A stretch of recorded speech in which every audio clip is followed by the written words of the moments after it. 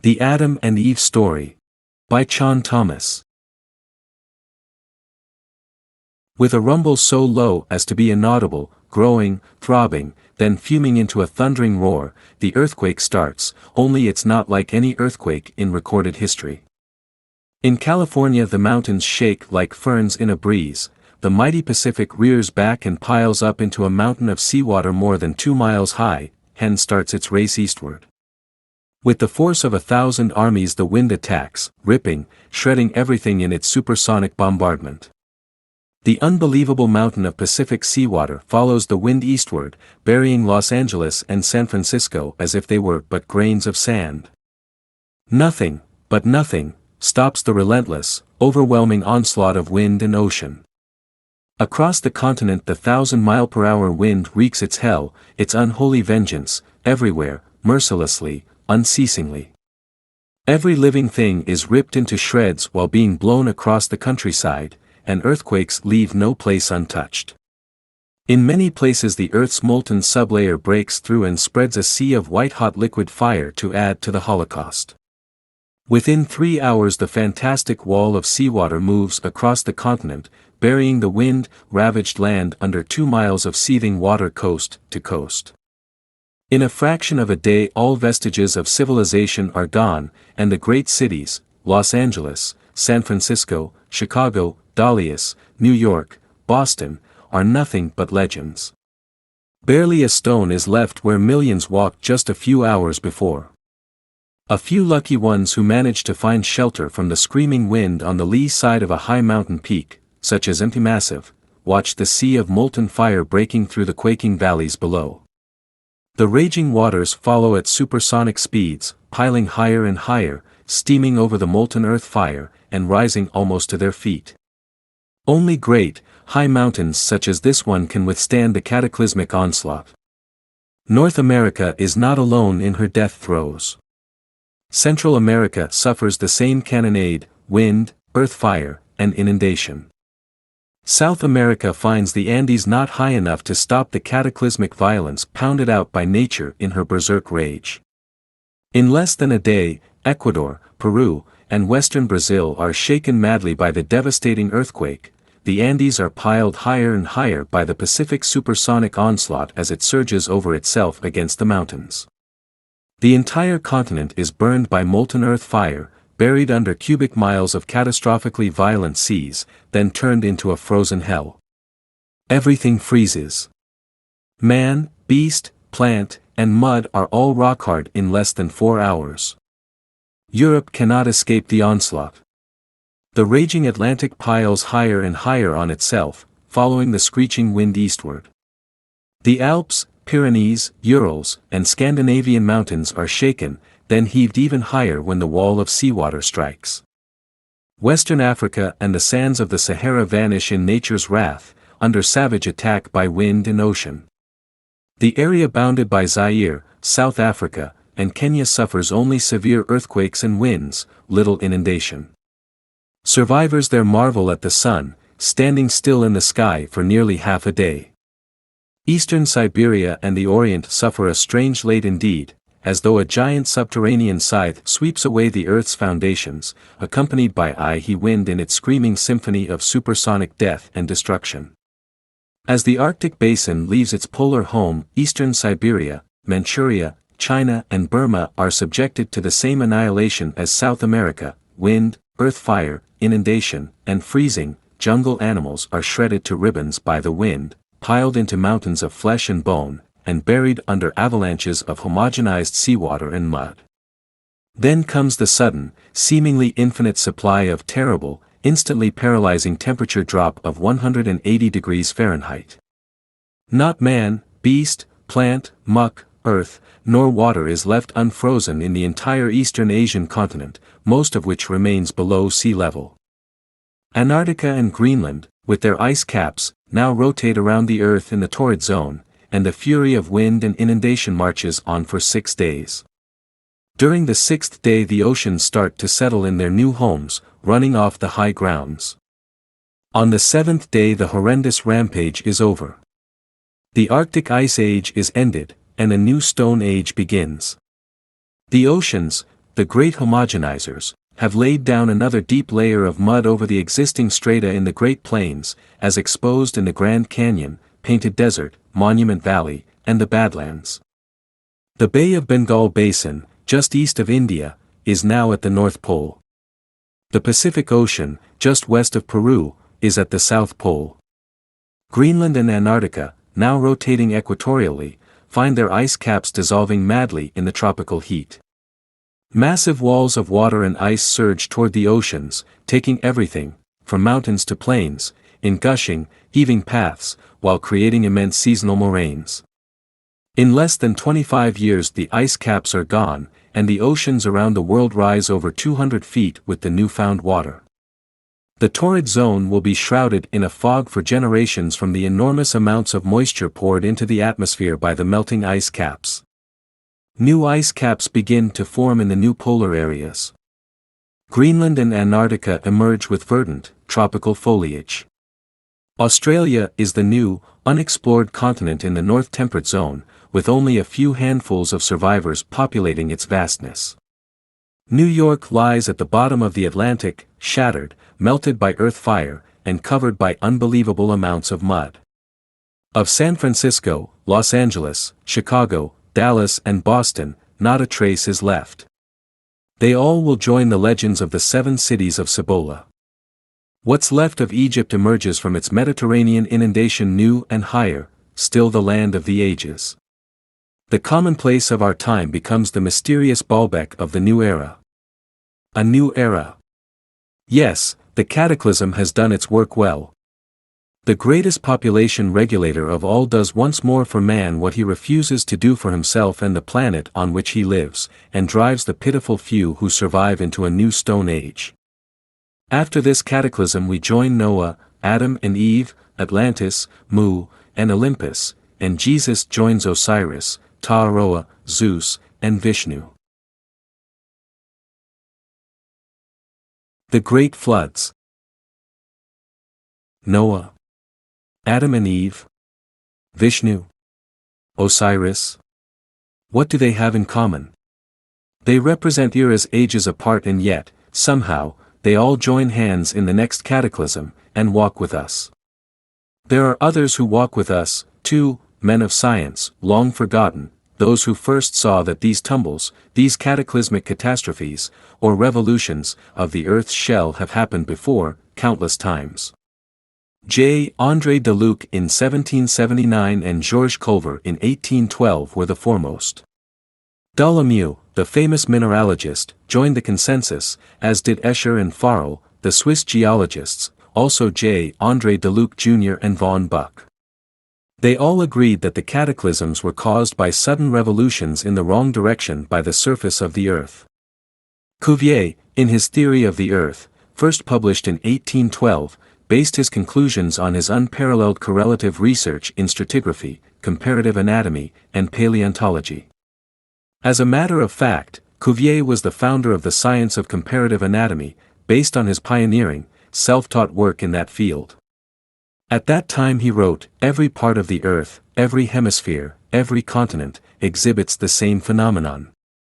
There has, therefore, been a succession of variations in the economy of organic nature. The various catastrophes which have disturbed the strata have given rise to numerous shiftings of this continental basin. It is of much importance to mark that these repeated eruptions and retreats of the sea have neither been slow nor gradual. On the contrary, most of the catastrophes which occasioned them have been sudden, and this is especially easy to be proved, with regard to the last of these catastrophes. I agree, therefore, with MM. de Luc and Dolomieu, in thinking, that if anything in geology be established, it is, that the surface of our globe has undergone a great and sudden revolution, the date of which cannot be much earlier than 5,000 or 6,000 years ago. Also, one preceding revolution at least had put the continents under water, perhaps 2 or 3 eruptions of the sea.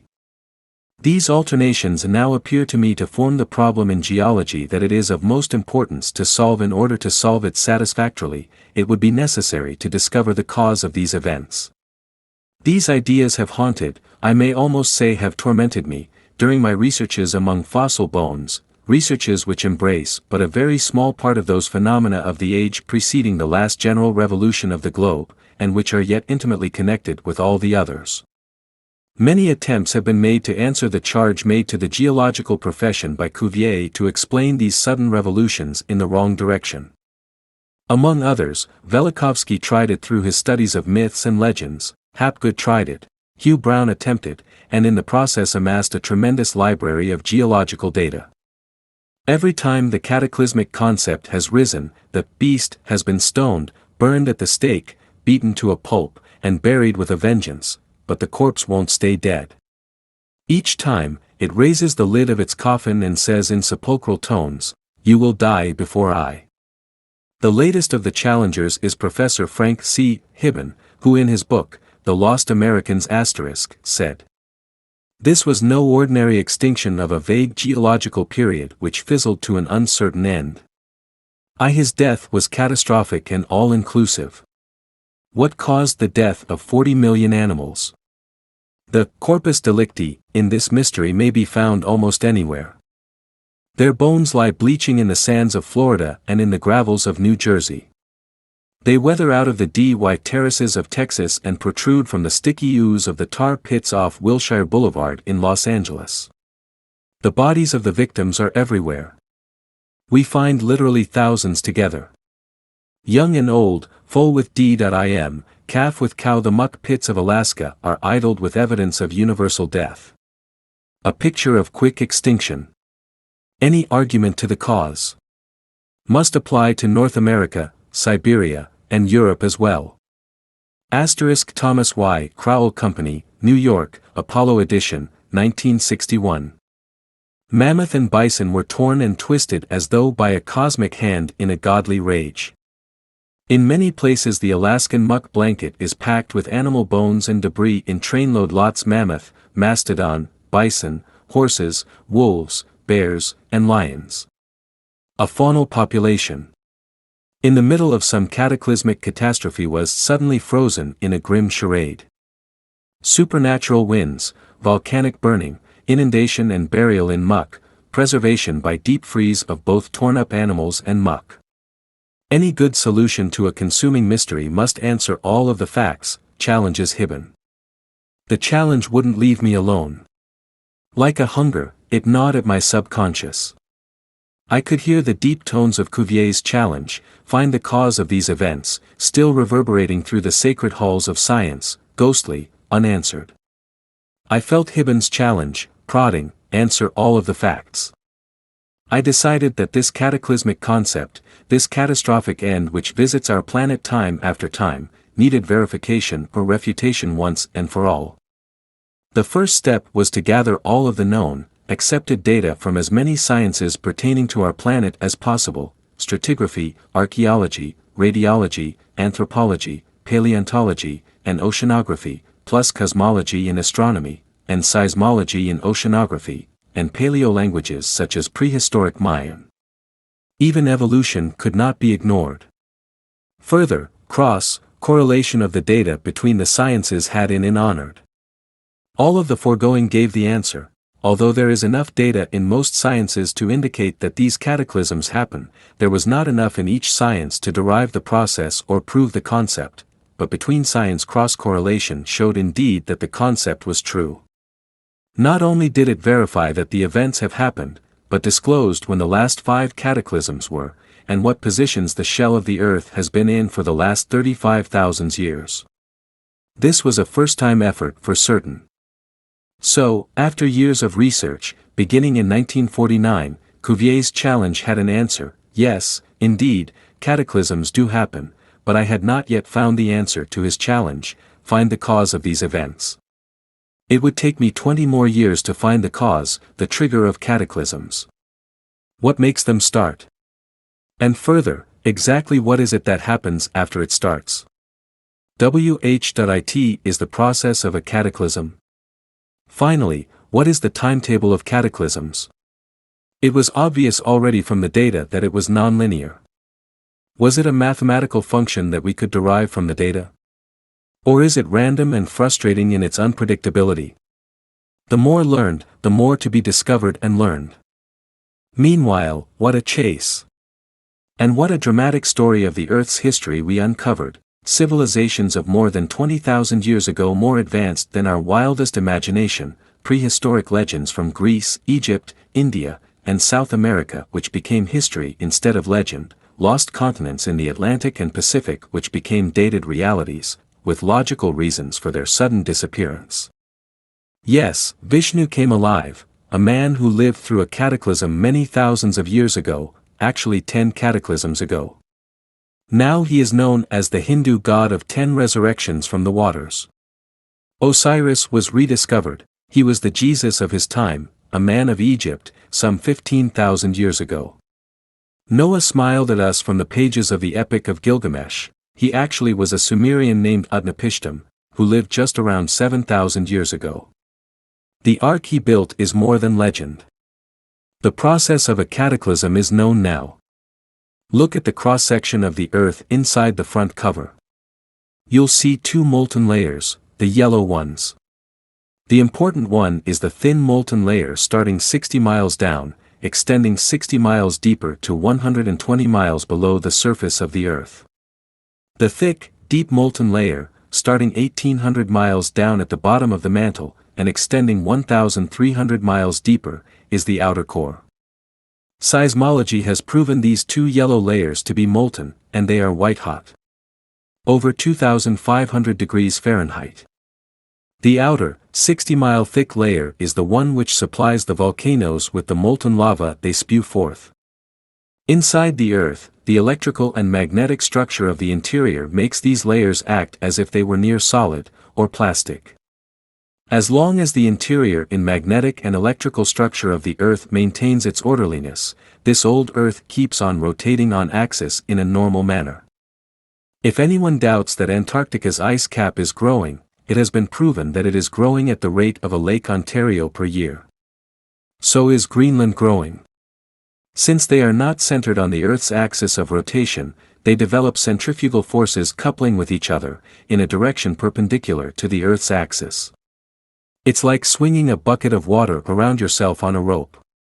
The water stays in the bucket. If you did not have the restraining rope, the bucket and water would fly away. In the case of the ice caps, the restraining tope is gravity, which keeps these two ice caps landlocked. Since these ice caps therefore cannot fly away, they resolve their problem by trying to pull the entire shell of the Earth above the 60-mile thick molten layer around the interior of the Earth. As long as the electrical and magnetic structure is maintained inside the Earth, the ice caps cannot pull the shell around to lay hem to go to the equator, and we maintain our orderly, daily, monthly, yearly rotation. Right now we don't know why, every few thousand years on a varying timetable, the magnetic and electrical orderliness in the shallow molten layer is disorganized. Further, it is not known by what means it is disrupted. It has to be a way which lowers those energies to the extent that the shallow molten layer is allowed to act as a free liquid, letting the molten layer act as a molten liquid which then serves as a lubricant for the ice caps to pull the shell around the Earth's interior so as to have the ice caps shift about 90 degrees into the torrid zone. In 1/4 to 1/2 a day, the geographic poles move to the torrid zone, and all hell lets loose. The atmosphere in the Earth's oceans and lakes don't shift with the shell, they just keep on rotating west to east, and at the equator that speed is about 1,037 miles per hour. It has to be, normally, to make 1 revolution per day.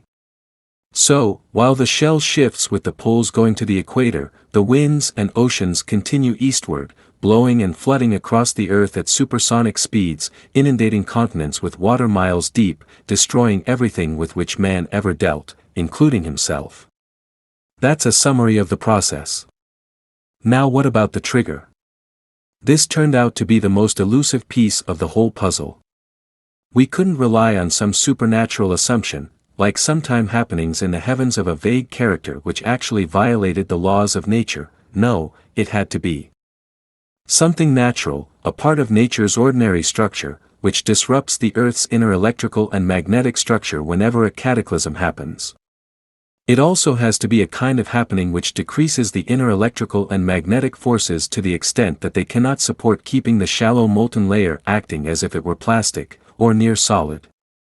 We once thought that severe sun spots could be the cause, because they do disrupt the Earth's inner electrical and magnetic structure, but we were wrong. The time wasted on that assumption was the price for dealing in assumptions rather than facts. It was a bad detour to take. What was necessary was to be patient, to take more time, to assemble more facts, and use our most valuable tool, analytical reasoning. The solution, whatever it might be, would come. The derivation of the process us a greater understanding of prehistoric events. For instance, you can see that ice ages are not a matter of advancing and retreating ice, it's simply that different areas of the Earth are in polar regions at different times, for different durations of time, changes between positions take place in a fraction of a day, and the accompanying supersonic deluges deposit the various huge stratas we find in the walls of the Grand Canyon, Painted Desert, Monument Valley, the mountains around Mexican Hat, Canyon de Chelly, and the Maqui Dugway. The story around the world gives silent testimony. The Beresovka mammoth, frozen in mud, with buttercups in his mouth. The age of the gorges below Niagara Falls and St. Anthony's Falls, both about 7,000 years. The sudden end of the Laurentian Basin ice cap in Canada, about 11,500 years ago. The uninterrupted evolution on the Galapagos, over 11,000 years. The geological datings in the Murrumbidgee River Basin system in Australia, showing the end of an ice cap there about 11,500 years ago. The age of fossil bones taken from the Wilshire Boulevard tar pits, over 11,000 years. The sudden end of all work in the prehistoric city of Tiahuanaco, Bolivia, 11,500 years ago. Leonard Woolley's great work in the Holy Land, dating Noah's flood at about 6,000 years ago. The end of the Wisconsin ice cap, about 29,000 years ago, the sudden 200-foot rise of the oceans all over the world, about 7,000 years ago. The sudden rise of the St. Lawrence River bed 7,000 years ago. The changing levels of the shoreline of the Hudson Bay in Canada. The huge granite blocks from the Alps, sitting on the eastern slopes of the Jura Mountains at 4,000 feet above sea level. The great legendarian Fraser's uncovering of over 8,000 verified separate inundation survival legends in the Malay Peninsula region. The Pajark Marsh in Australia, which shows a quick extinction of many, many species, including humans, 11,500 years ago. The Piri Reis map, showing the North Pole in Egypt. The Egyptian water clock, showing agreement with the Piri Reis map. Granite on top of the mountains around Death Valley in California.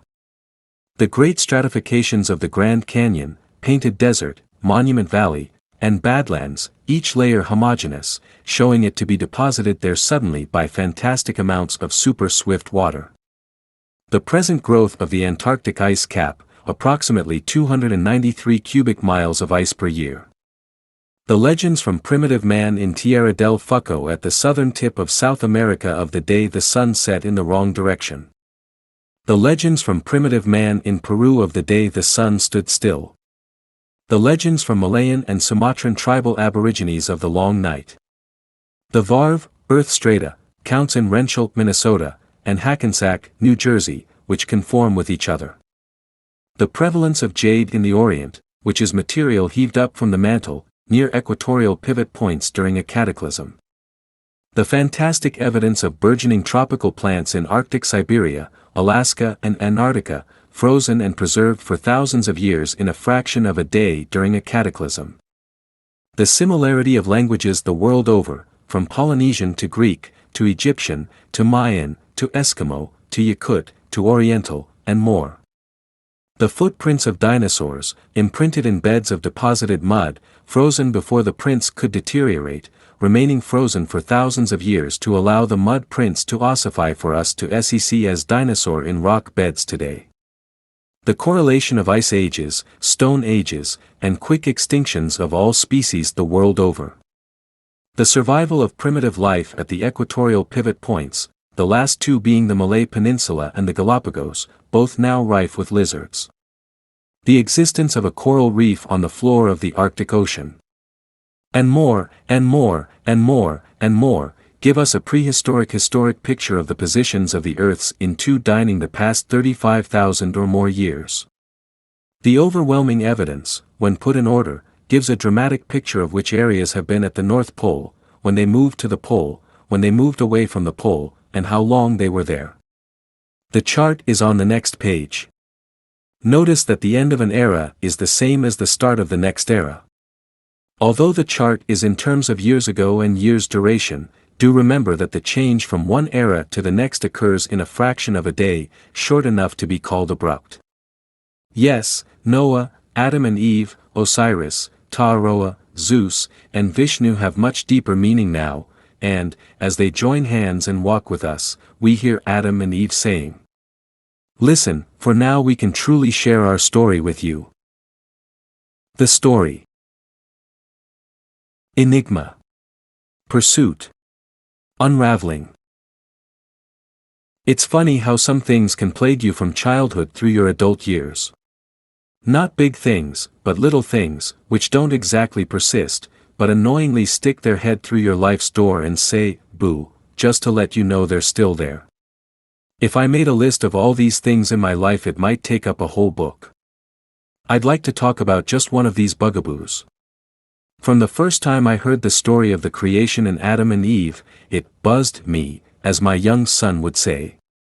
Now, to me the answer was not simply one of two usual alternatives, either unquestioning faith in the story as it stands, or complete repudiation as utter nonsense. No, the answer seemed to lie elsewhere.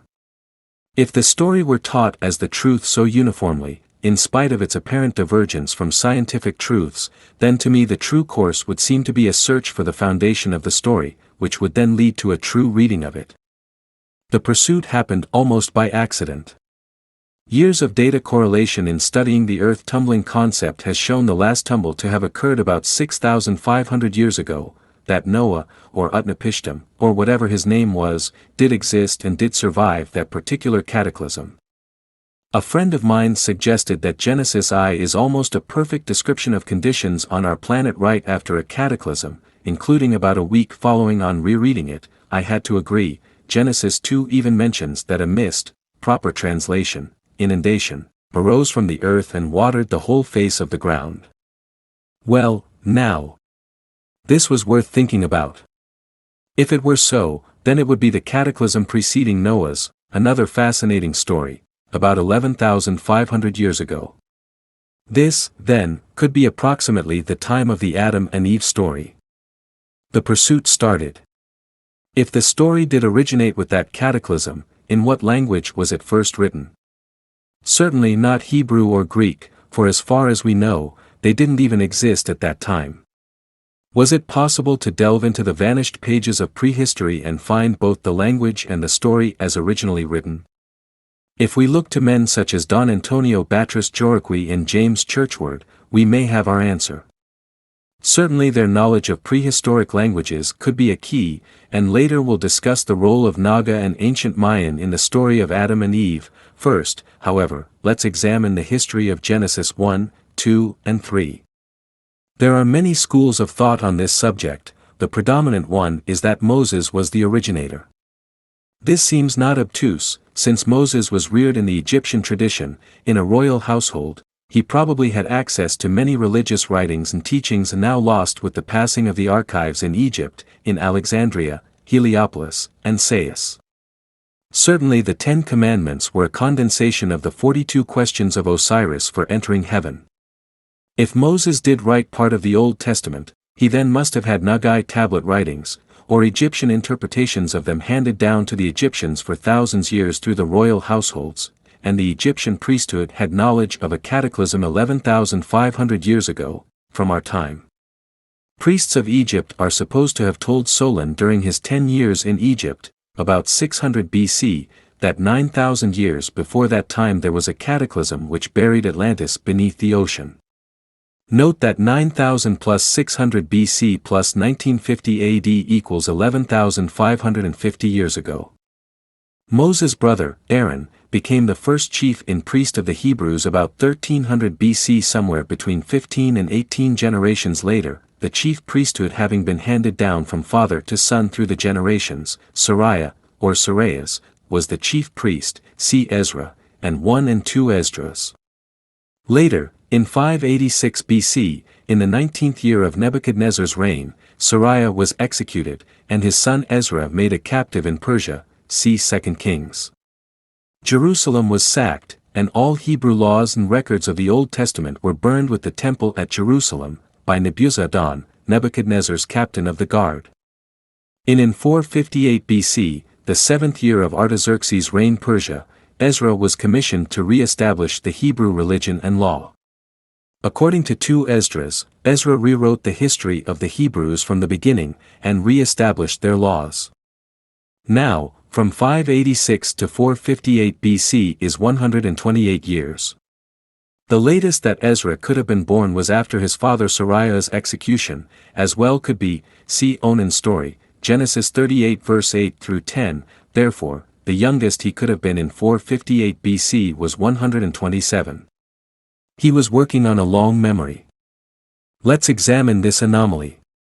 As mentioned before, the lineage from Aaron to Ezra contains from 17 to 20 generations, including Aaron and Ezra. Assuming, 1, 1300 BC to be the start of Aaron's priesthood, 1290 BC is adjudged to be the time of the Exodus, 2, 458 BC to be near the end of Ezra's priesthood, then we find the average priesthood term per generation to be between and 49.5 years. In view of this, can we believe that Ezra served his priesthood for approximately 130 years? Which includes his entire lifespan. It would appear much more plausible to assume that it was Ezra's grandfather Azariah, rather than his father Sariah, who was the one taken and executed by Nebuchadnezzar's men in 586 BC. Then Sariah and Ezra would have served as chief priests from 586 to 458 BC, for an average of 64 years apiece. It is even plausible that Ezra's great-grandfather Hilkiah could have been the victim in 586 BC, leaving Azariah, Sariah, and Ezra to serve the 128 years for an average of 42 years each, which is even closer to the overall average from Aaron to Ezra, over a period of about 845 years. This means that the Adam and Eve story was last seen in writing by Hilkiah or Azariah, therefore handed down verbally possibly by Azariah, and certainly by Sariah and Ezra, and finally dictated by Ezra to 5 scribes. It is the 5 scribes' writings that we have today as Ezra's work. And the English is not even a literal translation. For instance, without form and void, more literally would read, raging inundations and horrendous winds. Now, through Ezra's reconstruction of Genesis, MNR told many things. Because of the usage of tree, fruit, serpent, cherubim, and other words which were glyphs in the picture language of prehistory, it is evident that the creation and Adam and Eve stories were probably originally written in the glyphs of Naga, the predominant Eastern Hemisphere language of 11,500 years ago. This language is nearly identical to ancient Mayan, and the progenitor of many languages, including Oriental and Polynesian tongues, Egyptian, Greek, and Yakut. My own knowledge of prehistoric Naga and Mayan glyphs enables me to read many Indian blankets of the southwestern United States, which have woven into them colorful glyphs depicting a cataclysm. I wonder if the Indians are chuckling to themselves, knowing that the tourists think they ate buying blankets of just pretty pictures. Yakut is an interesting language. It is almost pure spoken Naga. It is spoken by Alaskan Eskimos. The town of Yakutat means, the place where Yakut is spoken. It is also spoken by a native tribe in Turkey. Naga in almost its purest prehistoric form is spoken by a tribe in northern India. It is pure prehistoric Mayan. Moses certainly, and possibly Aaron, had access to the Royal Egyptian Glyph Stones library. Neither Moses nor Aaron knew how to read the ancient glyph languages of Naga or Mayan, therefore read the glyphs quite literally. Not being able to read the symbolism of the glyphs, in addition to reading them literally, Moses and Aaron, and possibly Ezra, read into the Adam and Eve story the social and religious attitudes of their day. In that time woman was regarded as the root of all sin, a lowly creature, her birth recorded only as an exception, and basically being the cause of man's every downfall, a daily potential. This attitude persists even in worse forms in some religions amazingly in our time. Is it any wonder that Eve was shouldered with the responsibility for the downfall of all mankind, as a result of interpretations read into the Naga by Moses? And into Moses' reading by Ezra? Perhaps also it was read into the story by Egyptian priests long before Moses' time, and passed on to him as history. If his father were really the one taken and executed by the captain of the guard, Nebuzaradan, then it had to be his grandfather who passed the story to him verbally. The fusing of two stories, P and J versions, into HI make the story of Genesis 1, 2, and 3 may confuse the man with Adam. It is possible that Adam, being only 9 generations ahead of Noah, with the time span of the Sudan Basin Polar Era covering about 4,500 to 5,000 years, was not the man referred to in the creation, but his name and experiences were merged with the man's story. Remember, however, we are informed that Ezra dictated the entire history to 5 scribes from memory, and this work contains Genesis as we know it today. For him to recall from the archives of his mind what he did, as well as he did, certainly bespeaks of inspiration of a high order, but it also appears evident that he had no knowledge of the fact that 5,000 years transpired between Genesis I and Noah's flood. It is clear from 2 Esdras 3:9 that Genesis I and Noah's flood represented 2 inundations, however, for while speaking of the 2 occasions, he says of Noah's flood, and again in process of time thou broughtest the flood upon those that dwelt in the world, and destroyedst them. Now, we mentioned before that the lineage of the high priests from Aaron to Ezra differs in numbers of generations, 17 or 20, and names as presented in 1 and 2 Esdras, and both differ in names from the book of Ezra. We also find differences in the lineages from Noah to Jesus, approximately 51 generations, in the Bible. Is it any wonder, therefore, that some generations could have been omitted in the Adam to Noah line? Not to mention the Noah to Jesus line. And the Aaron to Ezra line. And in light of the fact that, in addition to overwhelming evidence, there are countless legends in the Asia-Pacific areas, handed down from the inundation of 11,500 years ago, of a creation much like that of Genesis 1 and 2, is it not possible that the man of the Genesis story became confused with Adam throughout the thousands of years, and through a succeeding cataclysm in Noah's time 7,000 years ago? The miracle is that the whole story of creation and of Adam and Eve is as undistorted as it is. Being 11,500 years old, it has suffered through many debacles visited upon its guardians in the intervening years. Because of the lack of resolving information, the man and Adam are kept as one in this interpretation. The significant Naga glyphs given to us by Ezra through Moses' direct reading are cherubims, rib, Adam's sleep, man, woman, tree, fruit on the tree, serpent, and flaming sword. Our knowledge of Naga glyphs tells us that the tree of life symbolized a mother continent, a parent civilization lasting thousands of years longer than ours of today. An unadorned serpent represented water in its natural state, or the ocean. A serpent entwined around the tree signified that the mother continent was surrounded entirely by water. Genesis 3:15 actually describes Eve's heel on the serpent's head, depicting her victory over the oceans. Cherubims, which were not pretty, plump babies as we have always thought, but glyphs of hybrid man and beast. They were the glyphs for legs, or foundations, or underpinnings. Instead of being placed in the Garden of Eden, the foundation was taken away, and a Naga or Mayan reading of the Egyptian Book of the Dead shows that cherubims of the north, south, east and west were taken away, meaning that all the foundations of the mother continent were removed and destroyed. The flaming sword was the symbol of fire and earthquake. The fire signified what all legends of these cataclysms call earth fire, which is the planet-wide molten layer below the Earth's 60-mile thick shell breaking through to the surface during a cataclysm, a literal hell. It is, as far as I have been able to determine, the origin of man's concept of hell. I remember watching John Kennedy's funeral on television, and most vividly the incantation given by the Archbishop to keep John Kennedy from the doors of hell.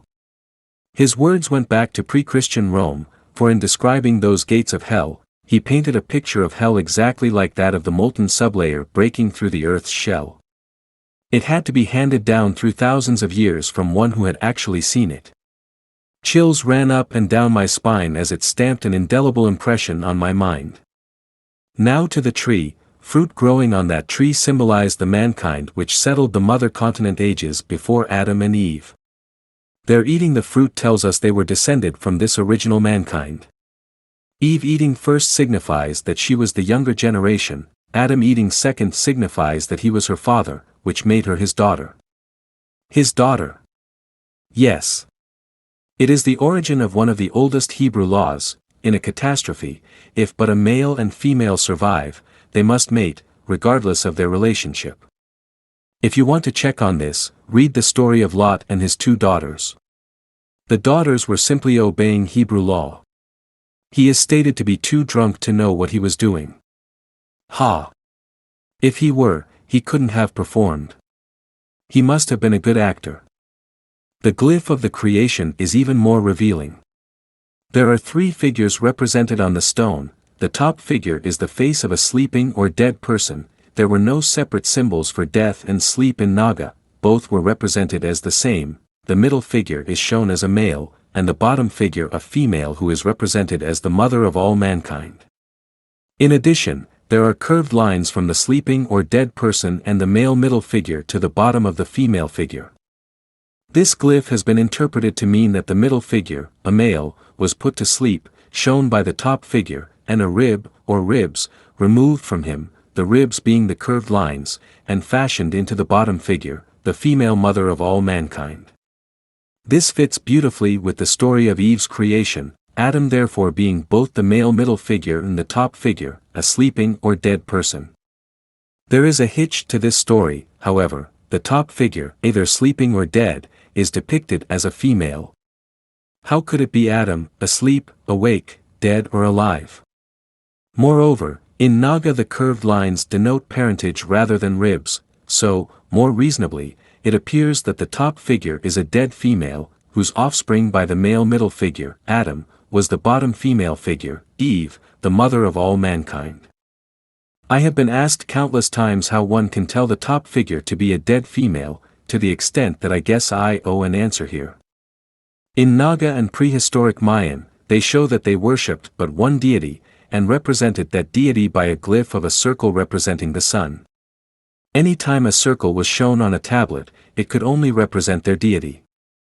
This tablet has two circles on it.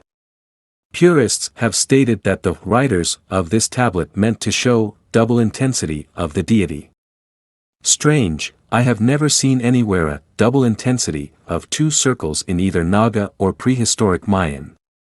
The curious thing about these two circles is that they are located precisely where a female's breasts should be on the top figure. Maybe that's what double intensity is all about. The most curious thing about this stone is that it fits the legend of Adam being a widower, and the name of his deceased wife being Lilith.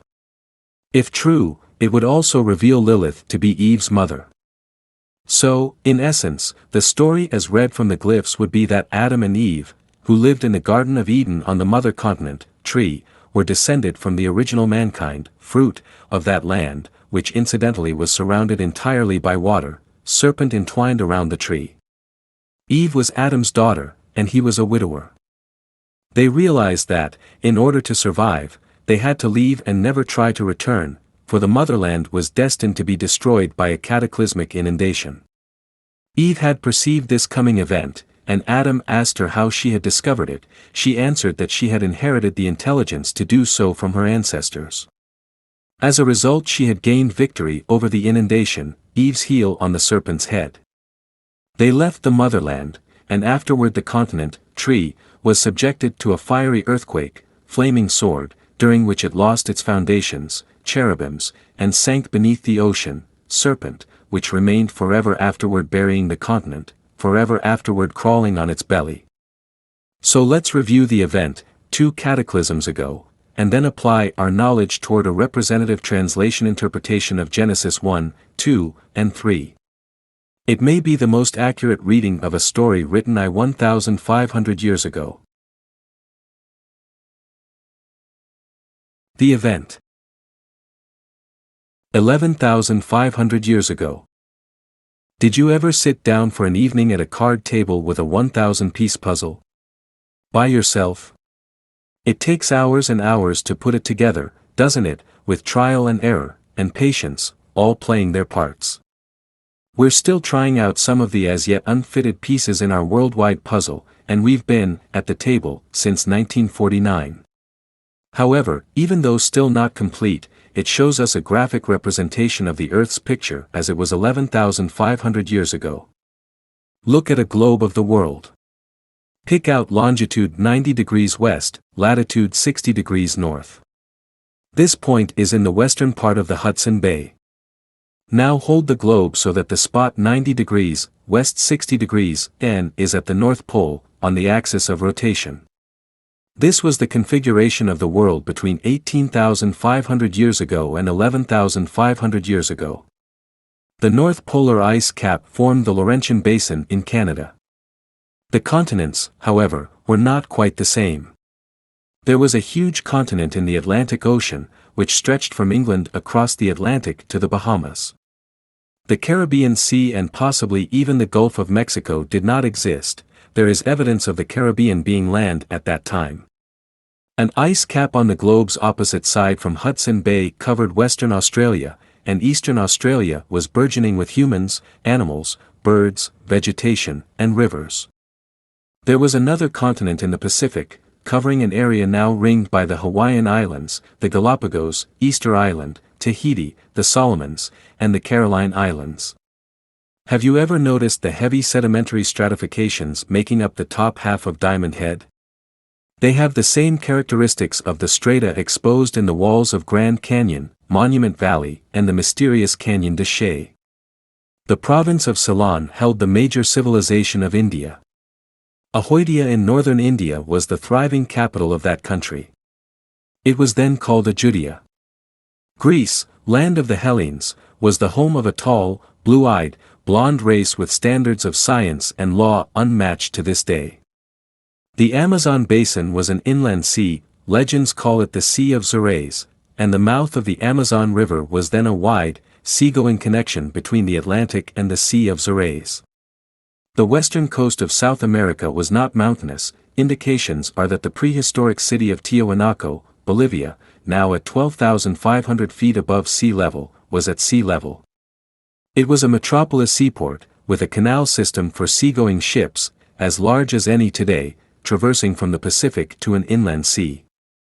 If you wish to read details about this, read the Calendar of Tiahuanaco and the Great Idol of Tiahuanaco, both by Hans Schindler Bellamy and Peter Allen. They make terrific reading. Astronomers of Tiahuanaco used telescopes like ours of today, and they had a huge satellite orbiting the Earth, west to east, 449 times per year, which they used as a time standard. Its orbit was so accurate. Ayodhya, now a suburb of Lucknow, was the capital of India. And the great navigators, the great scientists, the great explorers of the Eastern Hemisphere were the dark-eyed, dark-haired Mayans. India had gravity-propelled vehicles and gravity-made weaponry. About 11,500 years ago, in 9550 BC, as dated by astronomers from Potsdam Observatory from writings in the ruins of Tiahuanaco, the 60-mile thick shell of the Earth shifted its position once more in 1/4 to 1/2 a day, about 7,000 years after the previous shift. The North Pole moved southward, and the Sudan Basin in Africa shifted to the North Pole. This was the time, as the Talmud states, when the setting of the Pleiades below the horizon occurred and the Holy Land was moved into a region of terrible cold for many generations, actually for about 4,500 to 5,000 years until Noah's flood, about 7,000 years ago. The equatorial pivot points were off the coast of mid-Chile and in mid-China, near the Yangtze, north of Vietnam. The great continent in the Pacific disappeared almost completely. What is now Easter Island, then on the edge of the continent, dropped to remain on the Pacific Ocean floor for about 5,000 years, to be heaved up in the cataclysm causing Noah's flood. What remained of the vast Pacific continent rolled to the South Pole, to be discovered by Mayan explorers as the last remains of their motherlands, a frozen reservoir of mud at the bottom of the earth, millions of square miles in area. Today we see indications of the continent in the sedimentary strata in the heights of Diamond Head in the Hawaiians, and the same stratifications in most of the higher Pacific islands. Of the great continent in the Atlantic, only a large island was left in the west, while the ocean between there and Gibraltar to the east was left shallow, muddy, and impassable to ships. A thread of a clue concerning the great knowledge of that time came out when Captain Cook discovered the Polynesian Maori tribe in New Zealand in the 1700s. They told him of ancient legends of Saturn's rings, and they hadn't even heard of telescopes. Now you try to see those rings with your naked eyes, and you'll find out that it's impossible. The evidence in Tiwanaku shows that their great civilization was wiped out so suddenly that people were caught in the middle of their normal daytime activities by a catastrophic inundation. Further, evidence shows that this fabulous city suffered the same fate as Easter Island. Although the Rockies and Andes were started in this cataclysm, Tiwanaku was buried under the Pacific, to remain there for almost 5,000 years, then to be heaved up to its present altitude of 12,500 feet in the last cataclysm about 7,000 years ago.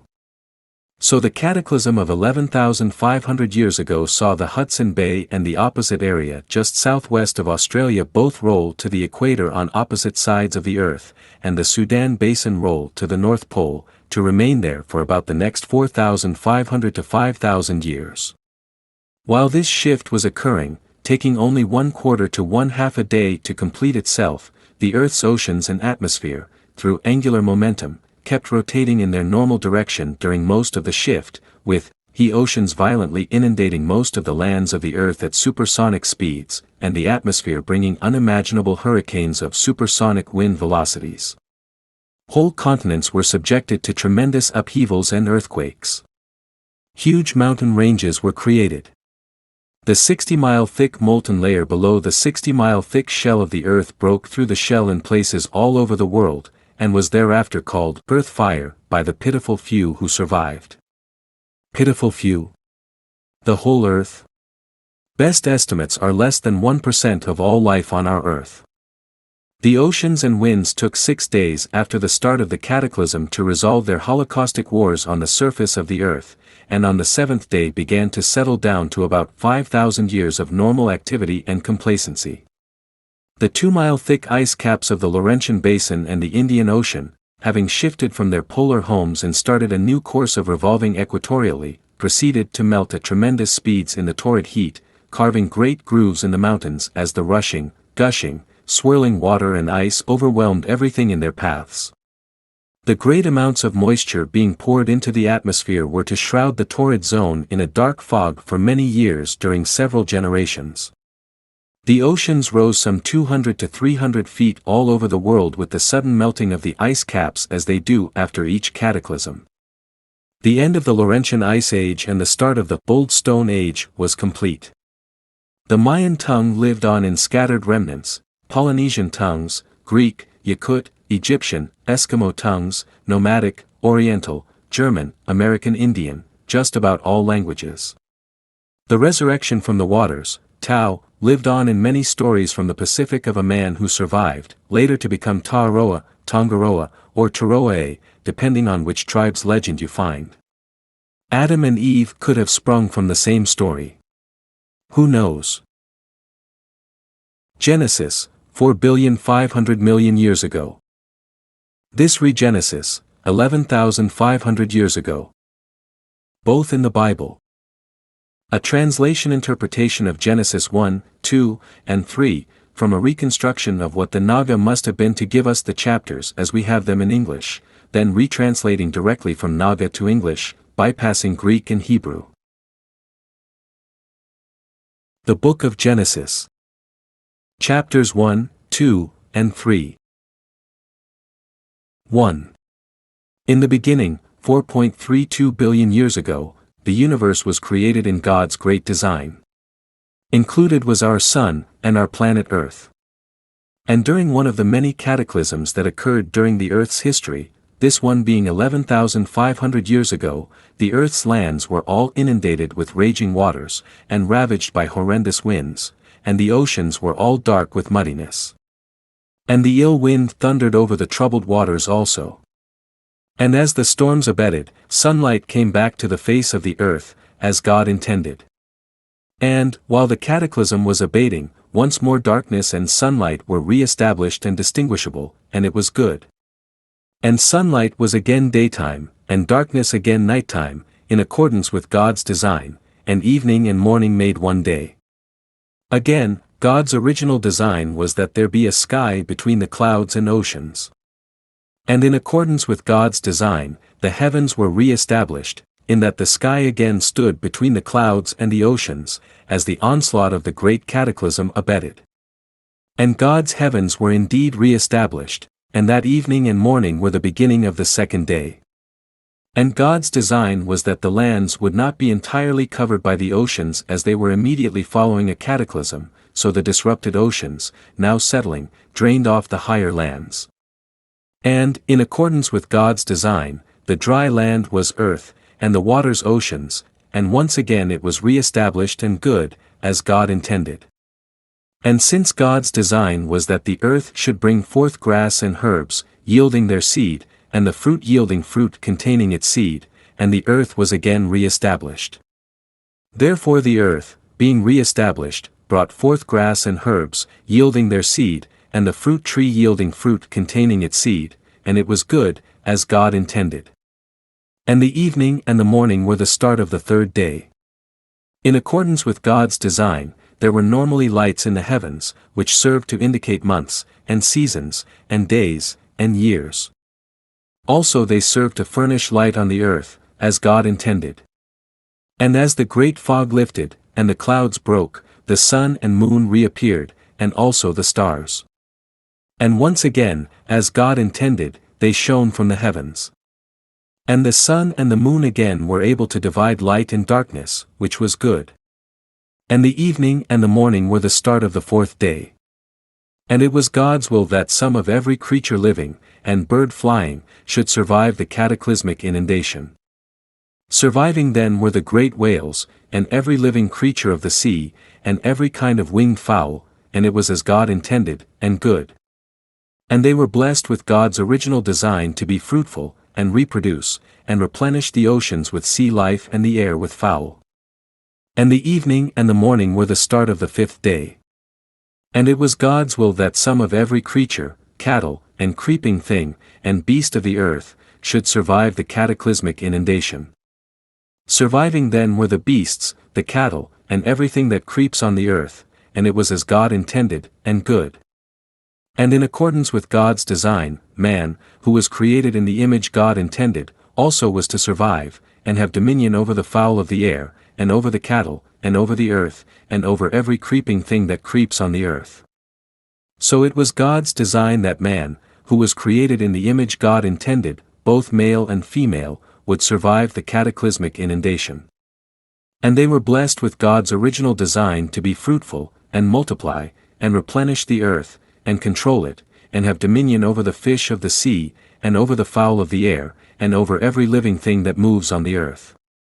And God's design was that man, being given every herb-bearing seed, which is upon the face of all the earth, and every tree, in which is the fruit of a tree yielding seed, to man it should be for food. And to every beast of the earth, and to every fowl of the air, and to everything that creeps on the earth, wherein there is life, God's design was that green herbs shall serve for food, and it was as God intended. And everything which survived, was as God had originally created, and still was in God's design, and was good. And the evening and the morning were the beginning of the sixth day. 2. Thus the heavens and the earth were re-established, all the host of them. And on the seventh day the recovery from the cataclysm and flood were complete, and the seventh day brought rest from the fight for survival against the cataclysm and its aftereffects. And the seventh day brought God's blessed peace, as the cataclysm had abated, leaving those of his creation who survived.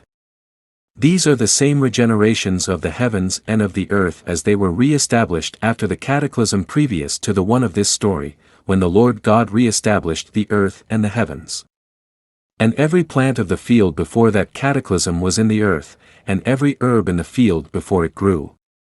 For the Lord God had not brought rain upon the earth in this region, and there was not a man to till the ground.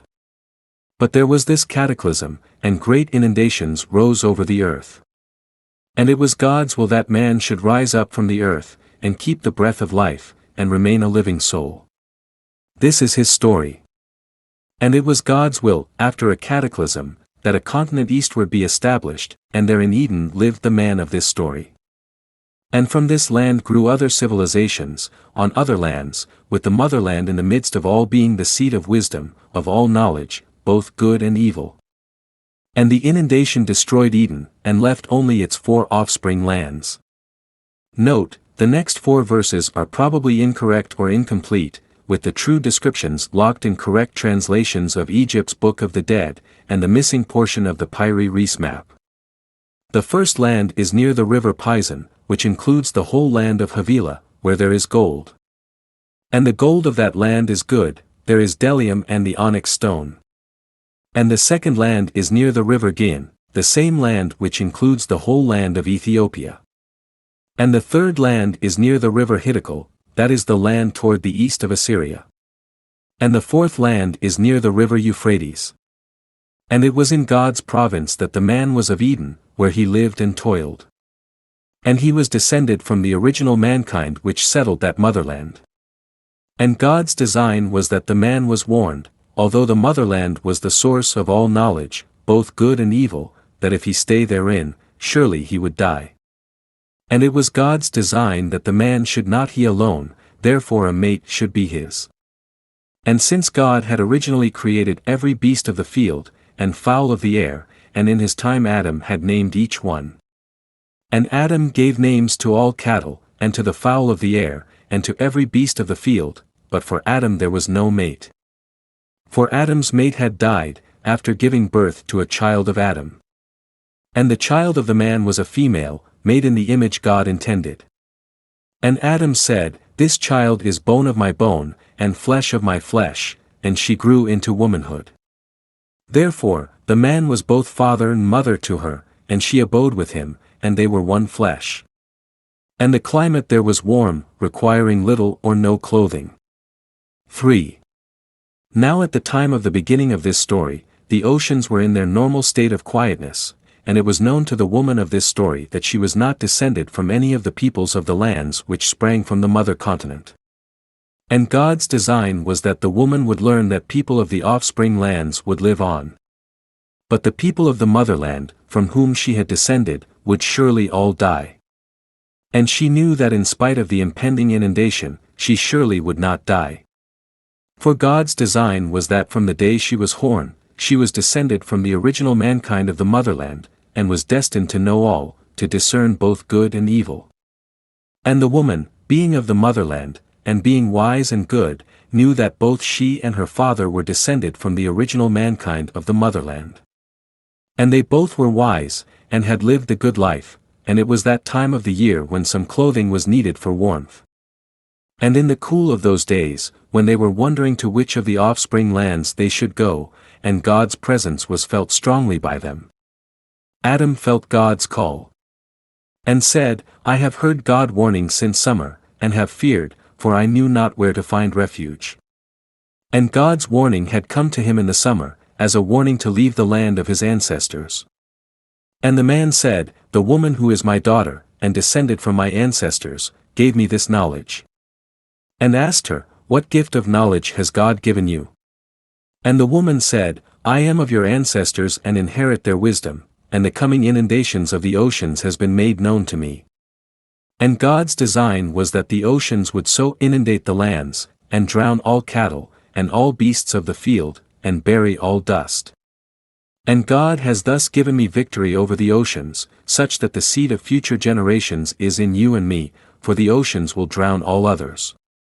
And God's design was that although the inundation would greatly multiply her sorrows, she would even so bring forth children, as her love would be for her husband, and his for her. And unto Adam it was God's will that he heed the words of his daughter, and God's warning that though they be descendants of the original mankind of the motherland, they should leave, as its destiny was nature berserk, and if they stayed, surely they would regret it. And where Adam was to go, the land would be difficult to farm, with thorns and thistles abounding, and even so the herb of the field was to be their food. By his own toil and sweat he was destined to fight for survival after the inundation, even to the end of his days, when he would return to Mother Earth, as it was earth man came from, and unto earth he shall return. And after the inundation, Adam therefore made the woman his wife, and called her Eve, as she was to be the mother of all living from the motherland. And, again after the inundation, as they were in a colder climate, it was God's design as part of their survival that they make coats of skins, and be clothed. And it was God's design that Adam should take with him the knowledge of good and evil from the motherland as he put forth and left in order to live. Therefore, in accordance with God's will, he left, Garden of Eden, to survive and live from the soil where he was to go. So the man left, and the Garden of Eden was subjected to a cataclysm of earthquake and earth fire. The motherland lost its foundations and sank beneath the oceans. Cataclysms revisited. The last cataclysm, known as Noah's flood, is pretty easy to study. It was the start of the new Stone Age, brought about by conditions following the last inundation, when even basic requirements for living were no longer available. Since then, uniformitarian geology has been allowed by nature to continue on its path uninterrupted. Thousands of legends arose. 2 cataclysms ago, roughly 10,500 years ago, which we now know to be Adam and Eve's flood, was the start of the Old Stone Age. You can find these 2 last Stone Ages in almost any junior high school general science textbooks. There again, this Stone Age was induced by the total lack of basic requirements for living. It's extremely difficult to find data from the era between the last 2 cataclysms, but it's there. Plus, of course, uniformitarian geology pursued its normal path between cataclysms. Era history is all legendary. 3 cataclysms ago, roughly 18,500 years ago, left little data for us. It is mentioned in Genesis 11 verse 4. Shanidar Cave in Iraq gives us the best data of all. It's discussed in the text of this book, on page 98. For cataclysms ago, about 29,000 years ago, was die end of the Wisconsin era, and we find more data than we do for the third ago cataclysm. 5 cataclysms ago, 43,800 years ago, was derived by Jess Hale, a super mathematician. It's a real search. Slowly, painstakingly, we are still putting the pieces of the puzzle together. The more pieces we find which fit into the picture, the more pieces are thrown on the table for us, and the more colorful and dramatic the picture becomes. Did you understand that there are 3 cataclysms recorded in the Bible? Noah's, Adam and Eve's, and the one before that? If you missed it, check Genesis 2. I wish we had the funds to dig and search for 3 years in Tiahuanaco. A small idea of what could be found in this prehistoric city of South America can be gained by reading 2 books which I have mentioned before, but will again, The Calendar of Tiahuanaco and The Great Idol of Tiahuanaco, both by tremendous researchers, Hans Schindler Bellamy and Peter Allen. The conclusions drawn by Bellamy and Allen in these monumental works are startlingly close to mine.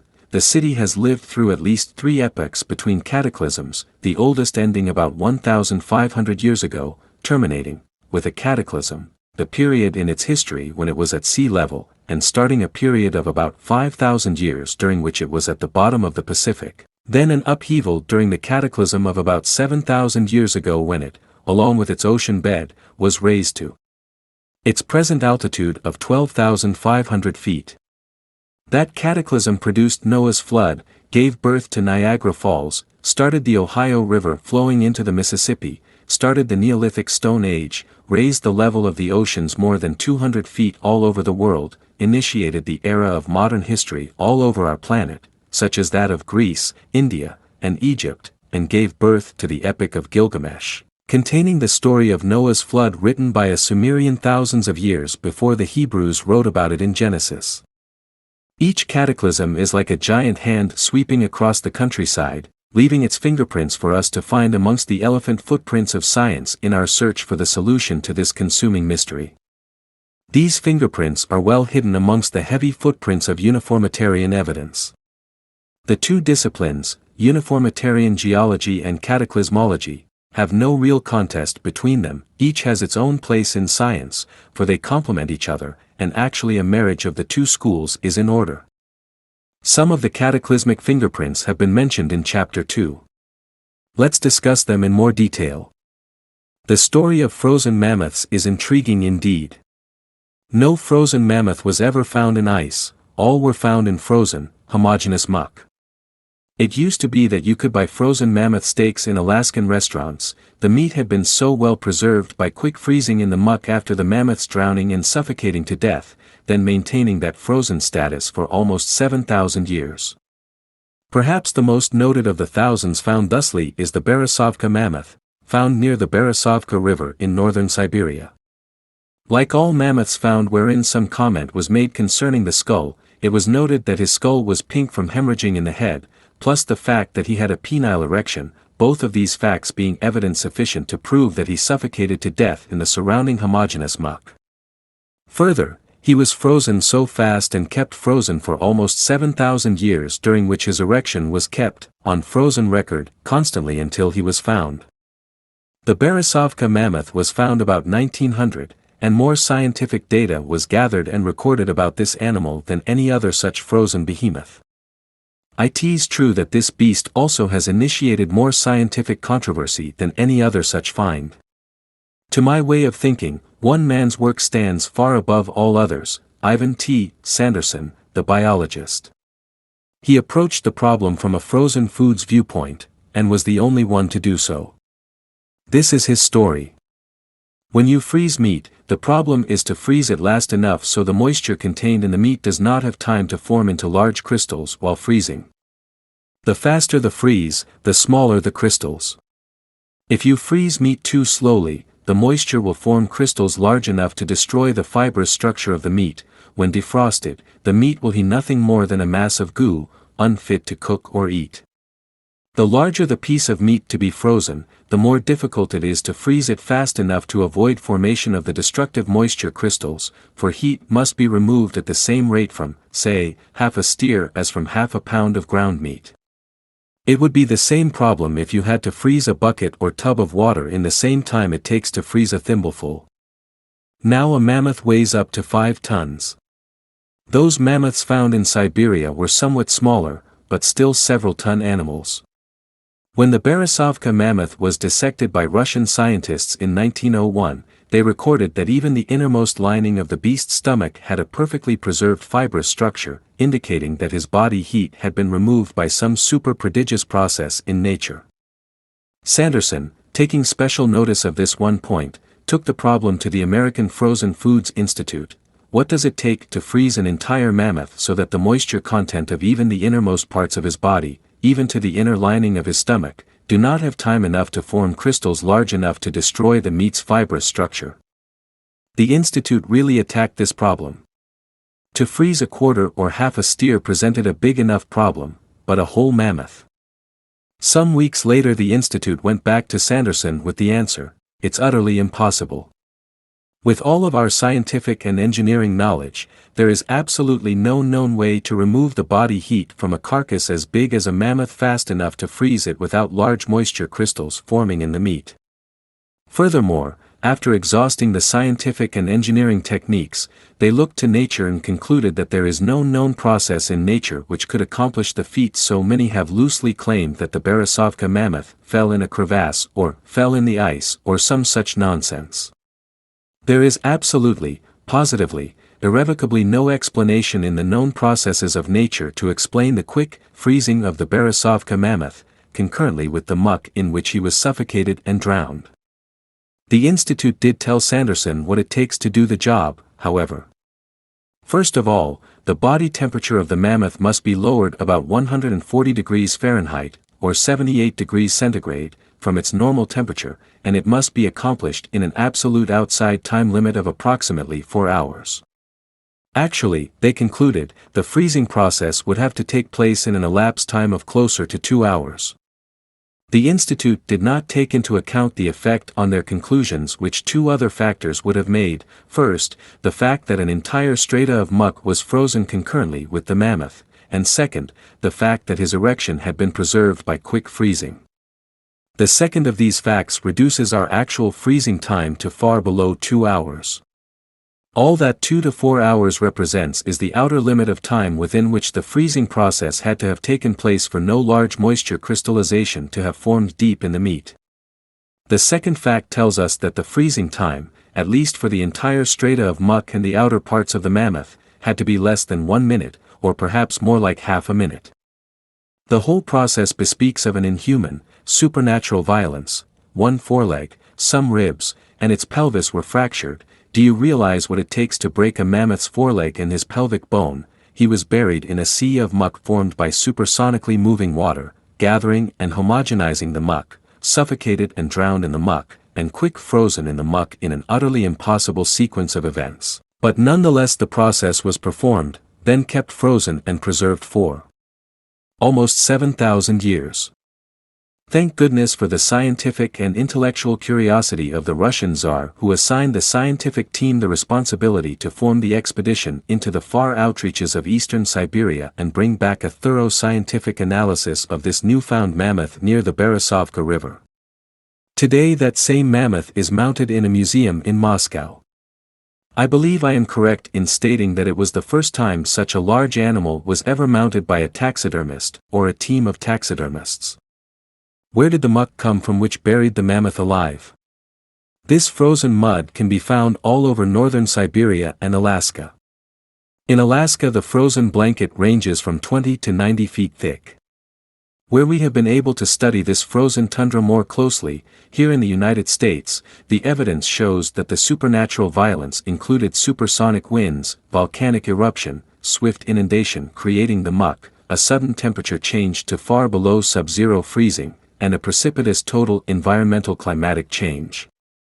The muck comes from the inundation waters moving so swiftly and in such fantastic quantities that the water picks up all kinds of earth, mixes and homogenizes it with the water, then lays it down in a muck layer.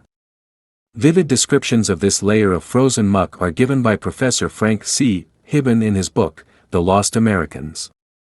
One of the best places to study many layers of muck laid down by many succeeding cataclysms is in the walls of the Grand Canyon, or in the Badlands of North Dakota.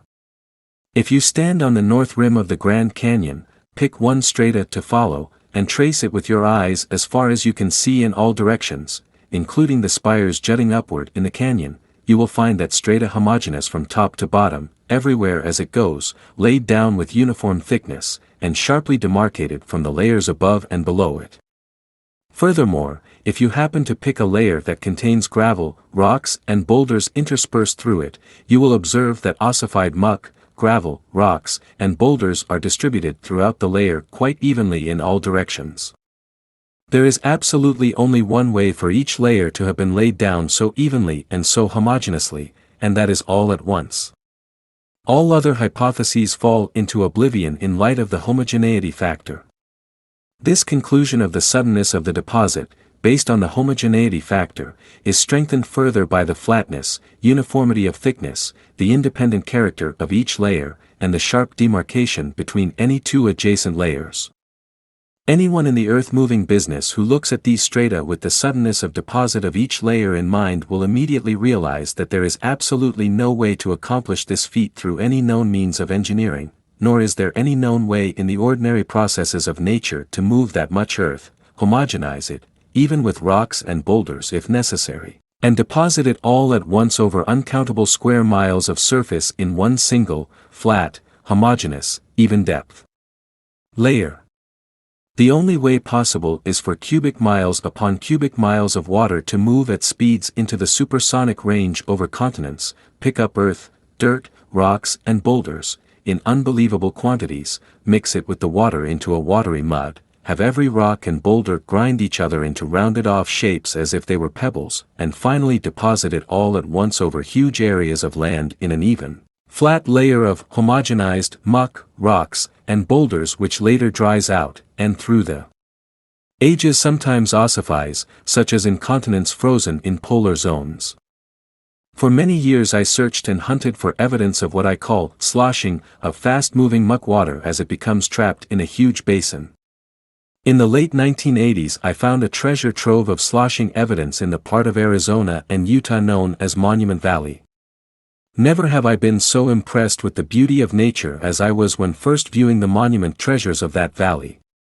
It's hard to believe that such beauty can come from the unimaginable violence of a cataclysm pounding on a landscape which would not exist were it not for the many cataclysms before the last one, each contributing its share toward the structure as we see it today, with thick layers upon other layers mixed with thinner layers after thinner ones, each with its own unique color and characteristics, with sharp demarcations between all layers. There are also similar layers in Canyon de Chelly, southeast of Monument Valley a few miles. The thick layers, approximately 60 to 80 feet thick, provided the sloshing evidence. Even though each of these thick layers showed definite evidence of having been deposited all at once, each layer with its own color and integral appearance, there was a diagonal sublayer, grain flow within each layer tilted about 20 degrees off horizontal, with an adjacent sublayer tilted in the opposite direction both above and below it. These tilted sublayers, in comprising some very thick layers, were stacked upon each other in 15 sublayers, all the same thickness, and each tilted in opposite directions from the layers adjacent to itself. This evidence, then, finally provided the proof that sloshing does occur in a cataclysm. As the rapidly moving muck water sloshed back and forth across the valley, it deposited a little of itself with each slosh. It was moving so fast as to deposit the same amount of itself with each slosh, the total being so homogenized that each sublayer has the same characteristics as each and every one above and below it. Only the grain structure varies in slant with each sublayer. This structure is evident in miles upon miles of surrounding walls of the valley as well as in the monuments therein.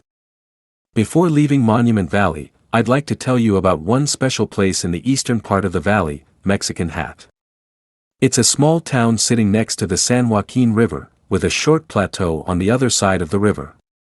On the other side of the plateau rises the most unusual mountainside in the world, as many geologists have declared who have come to Mexican Hat from all over the world just to see that mountainside.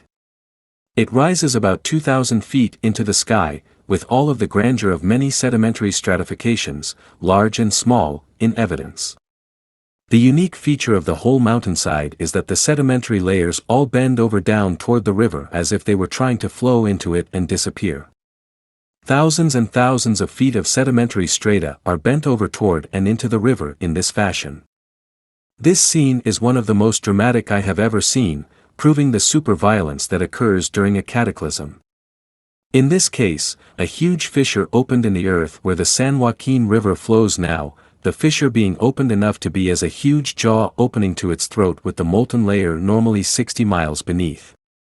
Of course, the molten layer would rise into the 60-mile throat, being 60 miles below that of seething white-hot molten everything beneath. The 60-mile thick shell presses down, while also providing a huge fissure for that pressure to push the molten stuff upward into the gaping throat fissure. Now we have the most awesome, horrific, appalling, formidable, terrifying, uncanny, ultimately violent, paroxysmic, cataclysmic collision of the forces of nature on the surface of our planet, even beyond imagination until you see for yourself, right at Mexican Hat, with the side of that mountain stopped cold in the midst of its death throes.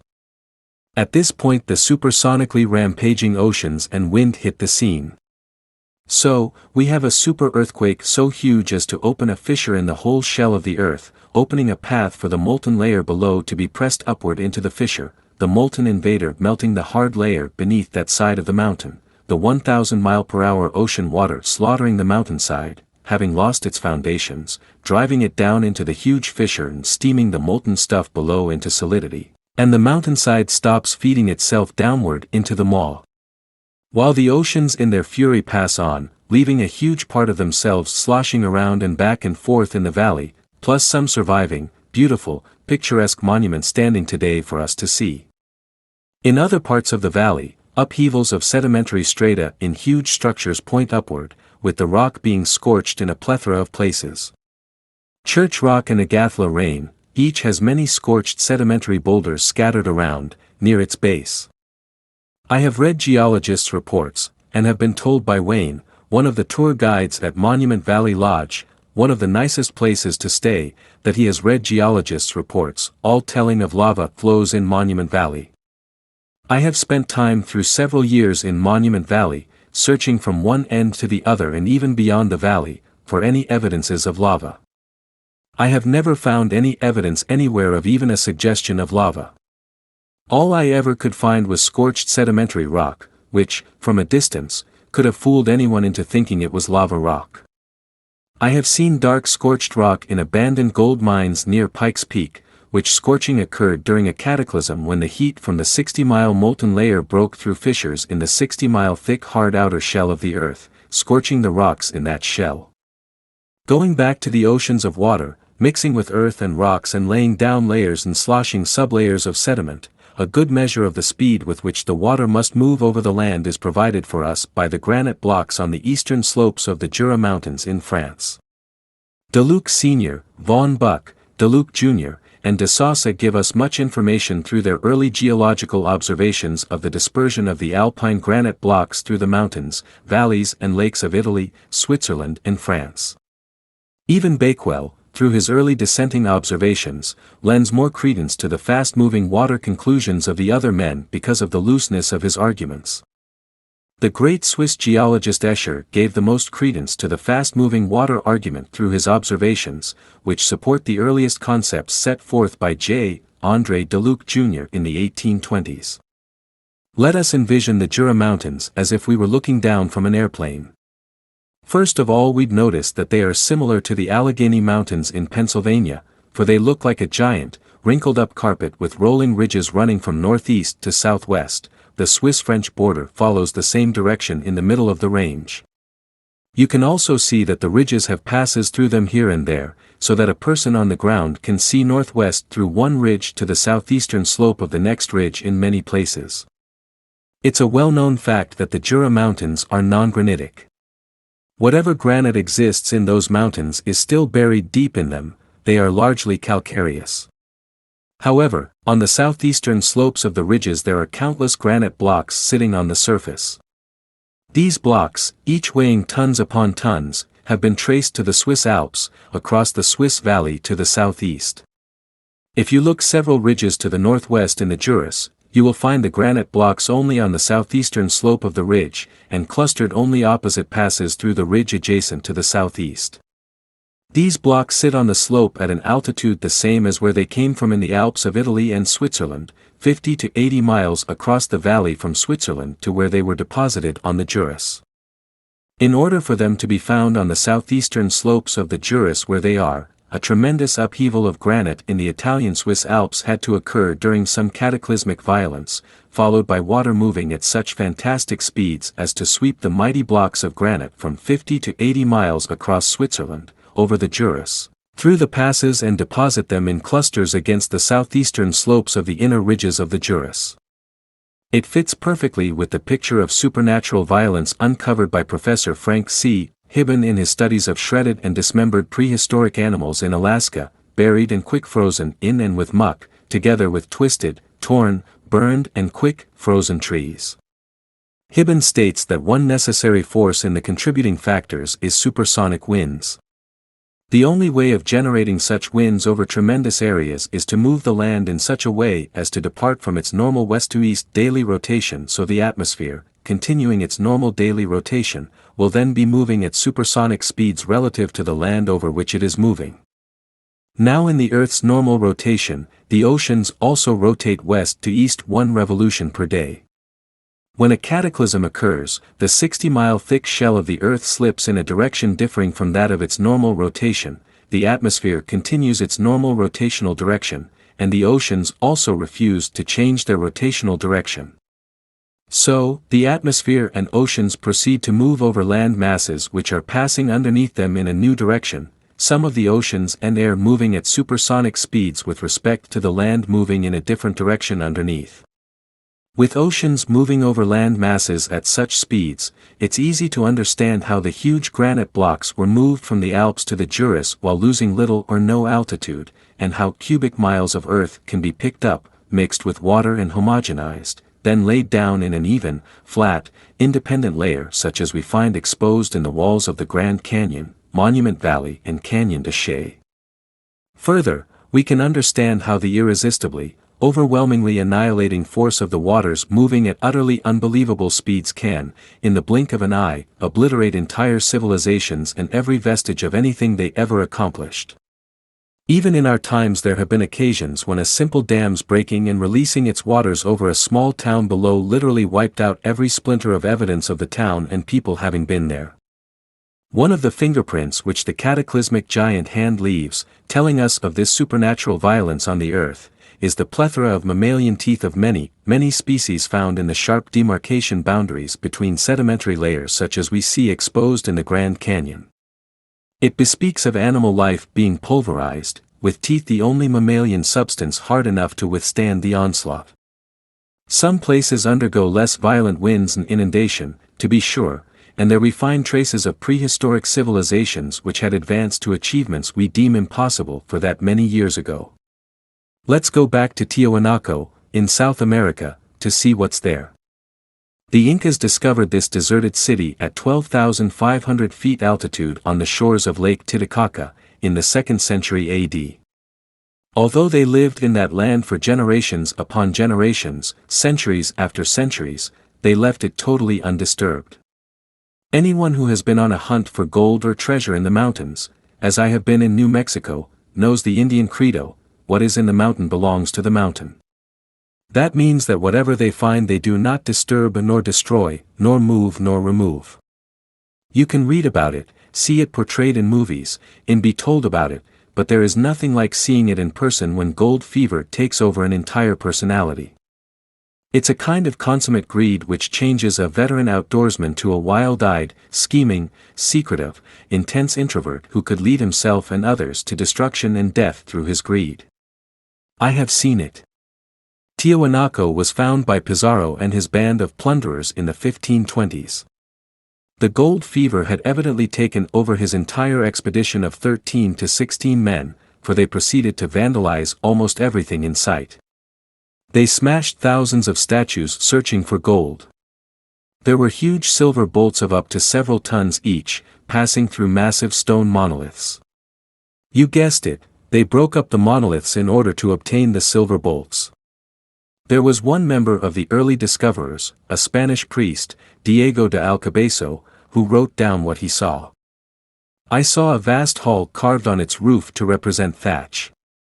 There were the waters of a lake which washed the walls of a splendid court in this city of the dead, and, standing in its fine court, in the shallows of the water, on the platform of a superb colonnade were many fine statues of men and women.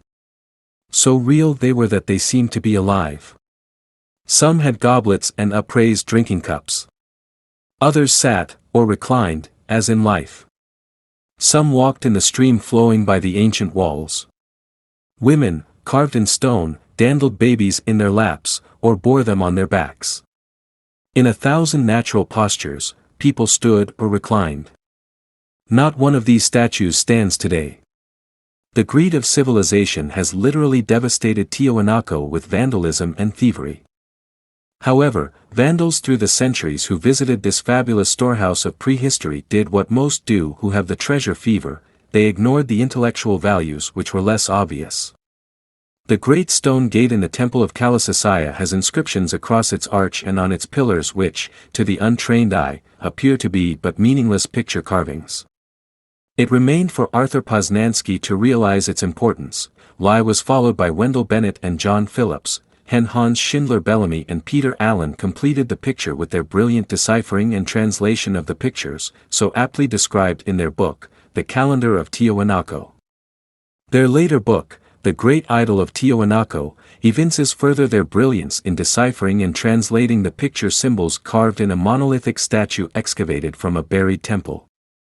This book not only explains their deciphering and translating, but tells of the arduous work performed in order to preserve the tremendous monolith. The only thing they don't explain is why Iba's huge statue has 2 left hands and no right hand. The works of Bellamy and Allen show many things concerning the calendar and time standards of Tiwanaku in 2 different epochs, probably the Caspian and Hudson Bay eras. The details and differences between hours, days and years then and now I shall leave to those who wish to read those books. The main point of their discussion which should be noted here is that the idol and the calendar both recorded that, during both eras, a retrograde moon satellite orbited around the Earth. During the idol's era, probably 29,000 to 18,500 years ago, the satellite was approximately 24,150 miles from the Earth, and during the calendar Gates era, probably 18,500 to 11,500 years ago, the satellite was approximately 23,360 miles from the Earth. Obviously the Moon satellite was far closer to our planet than our present Moon. Obviously it passed the Roche limit of approximately 8,000 miles from the Earth and disintegrated, accounting for many legends of prehistory of terrible impacts with the Earth by asteroids or comets. Where did the Moon satellite come from? How did our planet capture it? And, of course, where did our present Moon satellite come from? When did our planet capture it? And how and why did it happen? If Tiwanaku and its Moon satellite are to make any sense for us, these questions must be answered. The Bode-Titius relationship may give us a key to the answer. Titius and Bode, two German astronomers, individually, concurrently, discovered this relationship in the 18th century. If we take orbit numbers, or ring numbers, of the planets through Saturn, the ring numbers being 0, 1, 2, 4, 8, 16, 32, multiply each number by 3, add 4 to each result, divide each by 10, the series becomes 0.4, 0.7, 1.0, 1.6, 2.8, 5.2, and 10.0. These numbers, accepting and skipping 2.8, represent the relative distances of the then known planets from the Sun, Mercury, Venus, Earth, Mars, 2.8, Jupiter, and Saturn, with 2.8 representing no known planet at that time for that distance. When the planet Uranus was discovered in 1781, it fit right into the series at 19.6, the law seemed strengthened, and an intense search was initiated for anything that might be at the 2.8 distance. In 1801 the little planetoid series was discovered at 2.8, by 1945 more than 1,500 more were found on the same orbit. It has been well established as the ring of minor planets, or planetoids, or asteroids. In 1846 the planet Neptune was discovered, and it seemed to disobey the rules set down by the Bode-Titius relationship. It should have been at 38.8 on the relative distance scale, but it was closer to 29.2. In 1930 the planet Pluto was discovered, and the Bode-Titius law seemed to fall apart completely. Pluto was found close to 38.8, where Neptune was supposed to be, whereas the law seemed to indicate that Pluto should be at 77.2. Since that time the relationship, commonly known as Bode's law, has been regarded in astronomy as nothing more than an insignificant curiosity. Perhaps a new look at Bode's law is in order. If so much of it is correct, then the part of it which appears to be erroneous seems to be so only because of our lack of understanding of the basics involved. First, instead of using relative numbers, we shall work with ring numbers, or orbit numbers. The first progression, 0, 1, 2, 4, 8, 16, 32, etc., represents these numbers. Also, instead of this progression, which is geometric except for the 0, let's fill in all of the numbers, making a true arithmetic progression. The numbers will be 0, 1, 2, 3, 4, 5, 6, 7, 8, so on to 256. Now in this progression the ring numbers 0, 1, 2, 4, 8, 16, 32, 64, 128, and 256 can be regarded as fundamental rings. All other rings can be regarded as harmonic rings.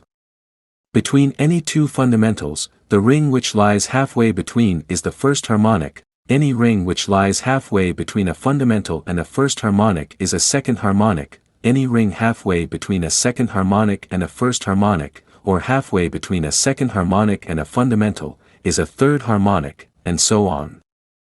The next step is to label the ring numbers with the planets as they are actually positioned in the solar system.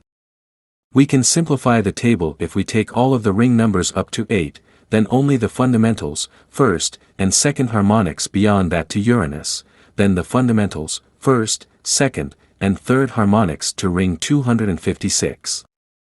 The first thing that we notice is that all of the planets are on fundamentals except Neptune.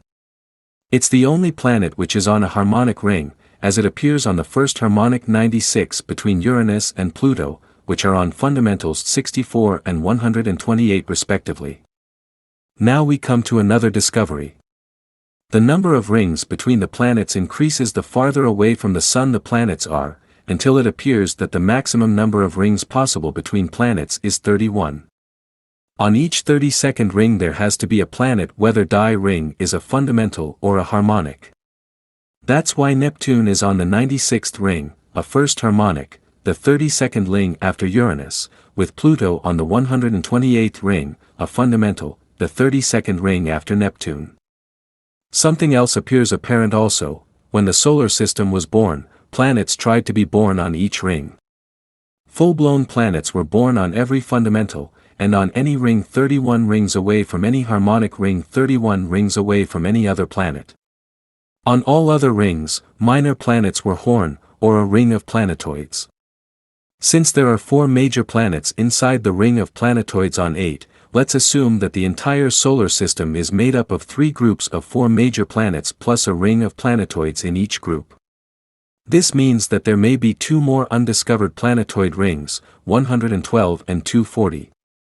If we look at the minor planet rings on either side of Jupiter, and apply Kepler's laws to them, we find that the moons of Jupiter, even the retrograde ones, are explained as captured minor planets from both inside and outside harmonic rings around Jupiter. Before we examine the results of our construction, let's look into the outer regions of the solar system. Ring 256 is where the comets turn around and head back into the heart of the system. Further, it is known that there is more than one planet outside Pluto. Our table tells us that there should be 3 planets on rings 160, 192, and 224. The total number of rings tells us that there is a fantastic number of captured and uncaptured minor planets yet to be discovered. The junk of the solar system. It's apparent that our present moon was created on ring 3, Phobos on 5, and Deimos on 6. Ring 7 is vacant. That presents a real challenge. Whatever happened to the minor planet from ring 7? The closeness of Phobos and Deimos to Mars tells us that rings 4, 5, and 6 close together a tremendous amount, most probably through a succession of events in the solar system causing the series of cataclysms on Earth. It's logical that ring 7 also would have closed toward Mars' ring so that Mars would have captured the minor planet from ring 7 as well as Phobos and Deimos. Once orbiting around Mars, lost, could have come close enough to Earth to be stolen from Mars by Earth and be the moon satellite so well described on the idol and calendar gate of Tiahuanaco. Further, the closeness of that satellite to Earth would be justification for the premise that lost was stolen by Earth from Mars. The multitude of legends springing from the cataclysm of 11,500 years ago about Venus moving into orbit or Venus changing her orbit most probably describe the capture of our present moon from ring 3, which in its day, eons ago, evidently was a pretty fair planet with radiation belts orbiting around the Sun. In any case, the now vacant ring 7, the records from Tiahuanaco of a retrograde orbiting moon, the plethora of impact craters on the moon and Mars, and the mountains of dense material buried in the mantle of the Earth as uncovered by perturbed orbits in our man-made satellites, and Bode's law, expanded here to include orbits of both fundamentals and harmonics, now offer an orderly meaning to us. Instabilities in the solar system which lead to capture of minor planets by major planets may seem impossible or improbable. However, if we consider one minor instability in the solar system, in the Earth's rotation, we can believe that major changes in stability are possible. You can find it in Encyclopaedia Britannica. Mention is made of 2 astronomically abrupt changes in the Earth's rotation within the last 100 years. This planet of ours is not an inertial body, it's a complex motor generator system, as are the solar system, the Milky Way galaxy, its parent super galaxy, and the universe in which we live.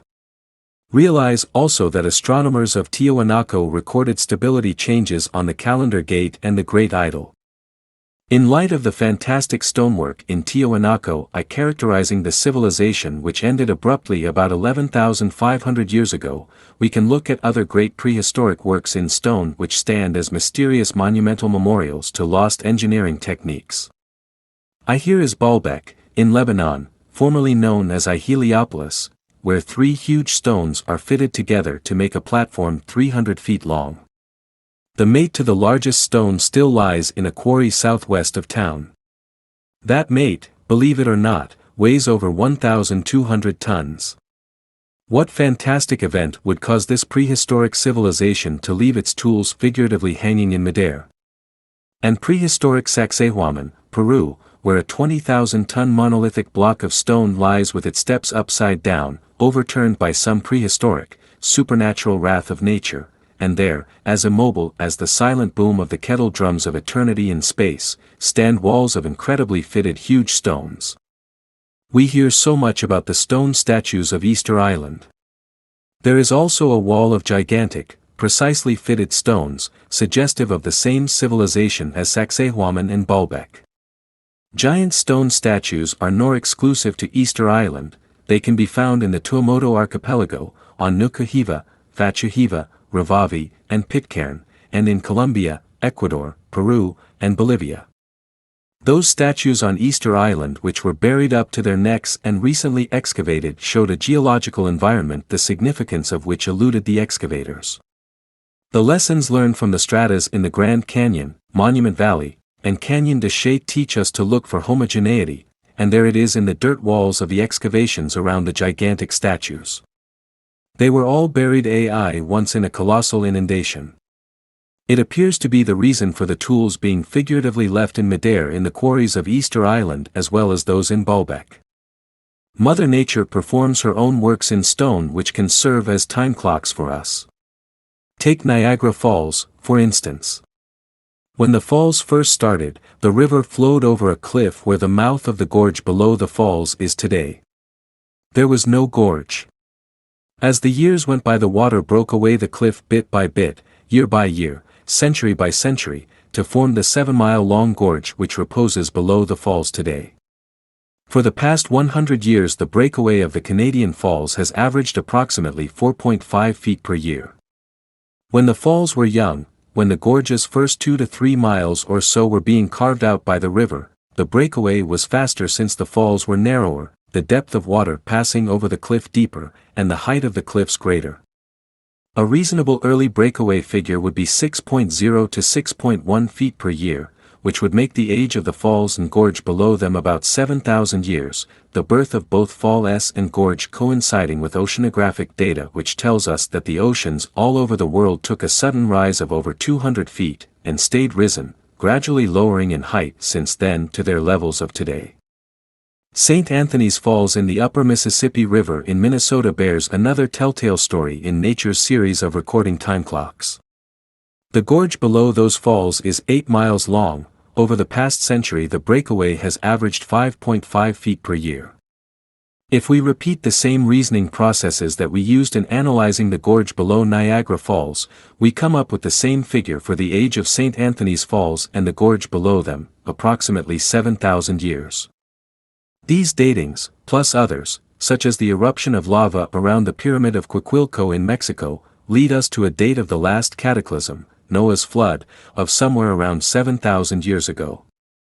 Earlier datings, 11,500 years ago for the abrupt end of the Laurentian Basin ice cap in Canada and the ice cap in southwestern Australia, plus the same date for the jamming burial of countless animals, fish, mammals, birds, and humans in the Pajark Marsh in southeastern Australia, plus the same date for the abrupt end of civilization in Tiwanaku by an inundation, plus scientific data from all over the world showing an abrupt worldwide climatic change at the same time, establish 11,500 years ago as a close estimate for Adam and Eve's cataclysm, the one preceding Noah's flood. If we accept Tiwanakan dating, it was approximately 11,560 years ago. Isn't it interesting that the New Stone Age and the Old Stone Age datings coincide with the times of Noah's cataclysm and Adam and Eve's cataclysm? It is plain that each cataclysm leaves this planet with less than 1% of all life surviving, and those meager spots all over the world where some humans survive, what is left for them to live by and with? Who has even a shovel? Whatever clothes they have, how short a time those clothes will last. You can understand how each day, the entire day, total effort is spent in finding food, as in plant food, hunting and fishing, just to survive.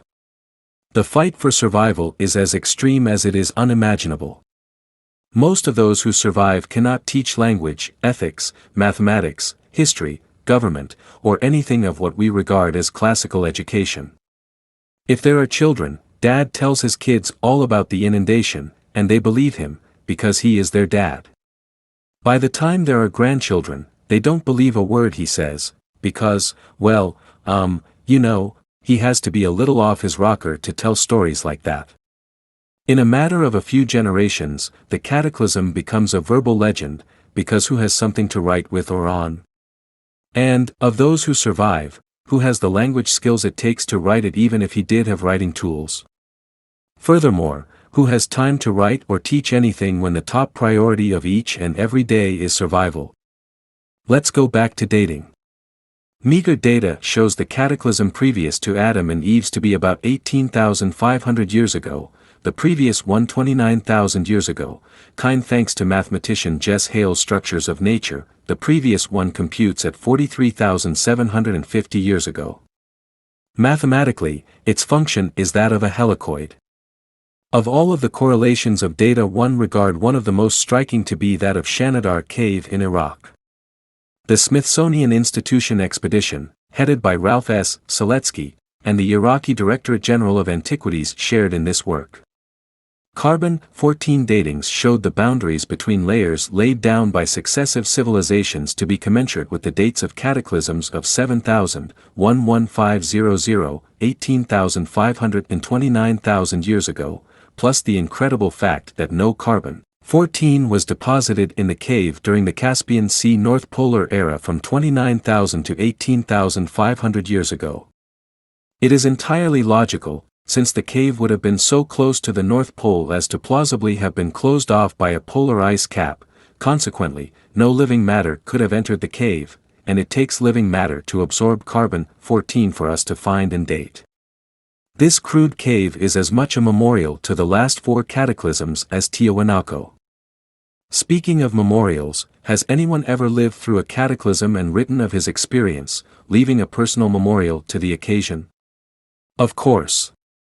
If we first look at Genesis, 3 cataclysms are mentioned there: Noah's inundation, the last one, 7,000 years ago, Adam and Eve's, 11,500 years ago, and the previous one of 18,500 years ago, barely mentioned in Genesis 2. Two other stories exist, and they are most intriguing. One is from Noah's time, and the other in Adam and Eve's time, from Greece. In 1849 Austin Henry Layard started excavating the mound of Kuyunjik on the banks of the Tigris River. It was there that he discovered the fabulous city of Nineveh, previously known only through the Old Testament. He discovered the palace built by the bloody Emperor Sennacherib. Assurbanipal, a grandson of Sennacherib by one of his concubines, had added a library to the palace. He then sent emissaries out to comb his kingdom for original tablets worthy of being in his library, and had the emissaries borrow the tablets and bring them to the palace. Assurbanipal had exact copies made of each one, and returned the originals to their rightful owners. He had some 30,000 copies made on clay tablets, and put them all in his library. These were the tablets which Layard found. Among the tablets were 12 comprising the epic of Gilgamesh, a man who was, at that time, a legendary king of the first dynasty of Erech, closely following the Great Deluge. He has since been shown to have been a real human being. Gilgamesh sought the secret of eternal life, driven to do so by the death of his friend Enkidu. He was told that he should find a man by the name of Utnapishtim, who had been granted eternal life by the gods.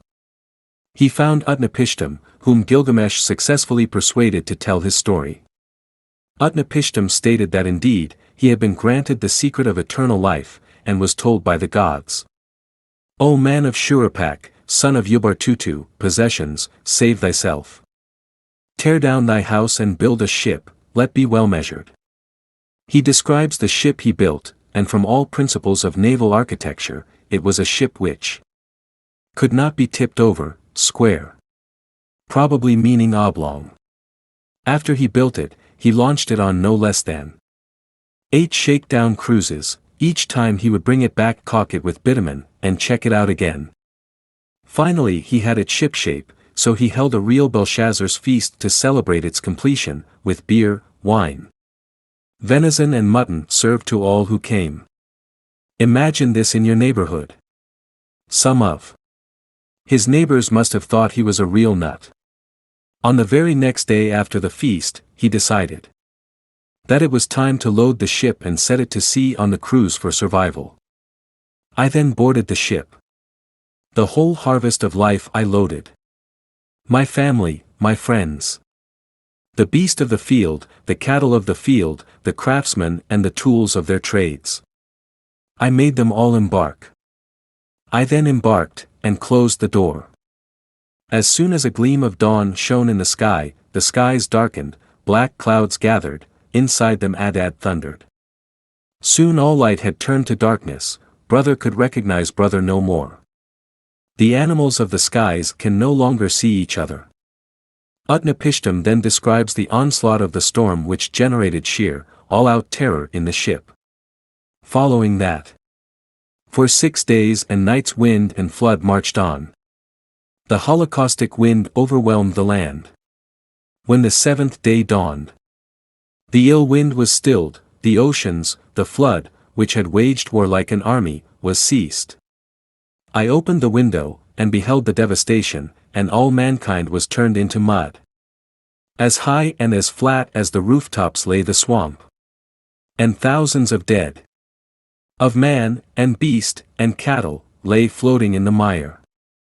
He then proceeded to describe the bumping into the mountain, the releasing of the 3 birds, the bringing back of the leaf, followed by disembarkation, the building of an altar, and more.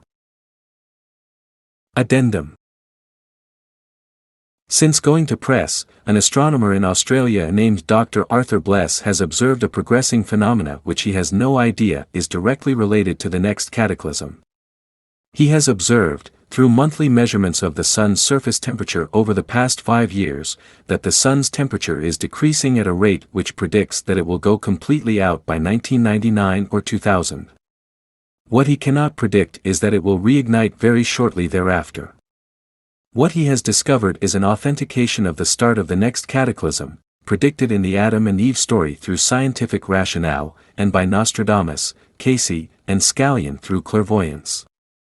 What Dr. Bless predicts actually is the short period of time of utter darkness, with the sun completely out, which Utnapishtim describes on page 101, first paragraph. It's interesting that Bless authenticates the extremely unusual, black darkness which Utnapishtim describes as immediately following daybreak.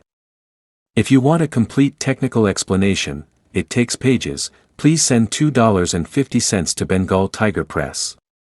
You can insert it in the back of your book. Undoubtedly the story is the primeval version of Noah's flood, written thousands of years ago, covering many generations before Ezra dictated his version to 5 scribes in reconstructing Genesis 1, 2, and 3. One of the most important things about it is that we have a first-hand, on-the-spot report of the laying down of a strata as we see exposed in the walls of the Grand Canyon, Monument Valley and Canyon de Chelly, with a vivid description of the terrorizing wind and inundation which are a part of the event. Language scholars say that for anyone to write such a description, he had to be there and see it with his own eyes. More important also, the great archaeologist Leonard Woolley found Utnapishtim's rooftop-high layer of mud in the 1920s, by then clay, about 9 feet thick, in the Tigris-Euphrates rivers region, further, beneath it a civilization which was buried, and totally different from any found above it. Of course, we have the more than 8,000 survival legends in the Malay Peninsula region as uncovered by the great legendarian Fraser. We have other survival legends from the southwestern American Indians, and from Dine Bajane, the Navajo creation story, by Paul G. Zalbrod, we have this striking legend. At the end of the fourth night, as they were at last about to end their meeting, they all noticed something. University of New Mexico Press, Albuquerque, 1985. White in the east. They also saw it in the south. It appeared in the west, too. And in the north it also appeared. It looked like an endless chain of white mountains. They saw it on all sides. It surrounded them, and they noticed it was closing in on them rapidly. It was a high, insurmountable wall of water. And it was flowing in on them from all directions, so that they could not escape. Neither to the east nor to the west, neither to the south nor to the north could they escape. So, having nowhere else to go, they took flight. Into the air they went. Higher and higher they soared, it is said. From this description of flight, and from following parts of the legend, it is my interpretation that the entire legend is one from the cataclysm of 11,500 years ago. It would take years of work on my part to nail down the time of that one legend. I don't have years. Let's take the story which we know is from 2 cataclysms ago. Historians tell us that for a 4,500-year period before 7,000 years ago there is no written history from anywhere in the world. India, Greece, and Egypt follow this characteristic. It's interesting that 7,000 plus 4,500 equals 11,500 years ago, isn't it? In light of the priests of Egypt telling Solon of a great antediluvian Hellenic civilization, let's take a look at the Greek alphabet.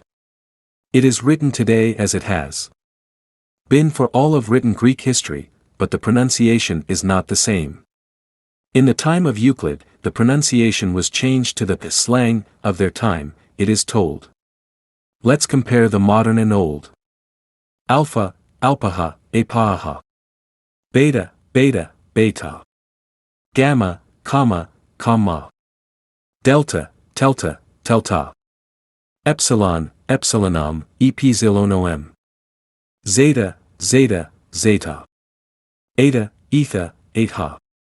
Theta, thethahaha, thethabieha.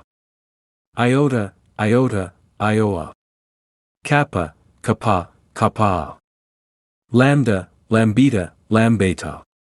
Mu, mu, mu. Nu, ni, ne. She, xi. Omicron, omicleon, omicleon. Pi, pi, pi. Rho, laho, lie \oe. Sigma, zilkma, ziakma. Tau, tau, too. Upsilon, upazillion, upa, zileon. Phi, phi, phi. Chi, chi. Psi, petsy, pesi. Omega, omeka, omeka. If you read the old pronunciations out loud, it sounds very much like Polynesian. Plausibly, it is a summation of prehistoric Mayan words, which we can translate into English. Here, then, is the Greek alphabet, overwhelmingly break the oceans, they inundate the lands. Mother Earth receives the deep. Where obstructions are, shores form. Mighty winds rampage, where with oceans piling over oceans, they bury all that is living and moving. Where hills are, they vanish, buried, submerged with the earth of the motherland. Mountain peaks alone stand forth before the onslaught on our planet, which abates little by little until there comes the cold wind. The motherland is now at the bottom of the earth, an abyss, a vast reservoir of frozen mud.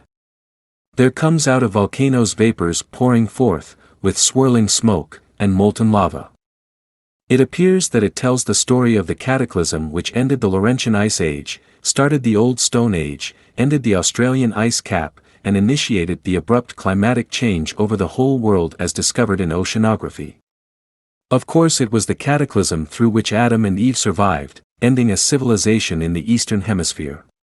Traces, wisps, of that civilization are found in the legends recorded by the Hindu historian Valmiki, and told by the Polynesian tribes such as the Maori.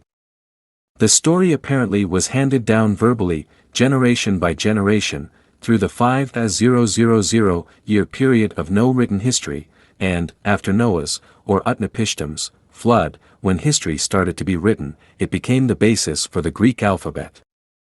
Factual, legendary, or mythological, or maybe even historical or semi-historical, whichever it may be, the story is fascinating, isn't it? If you wish to pursue it further, read Don Antonio Batres Joroqui's History of Central America and James Churchward's The Lost Continent of Mu.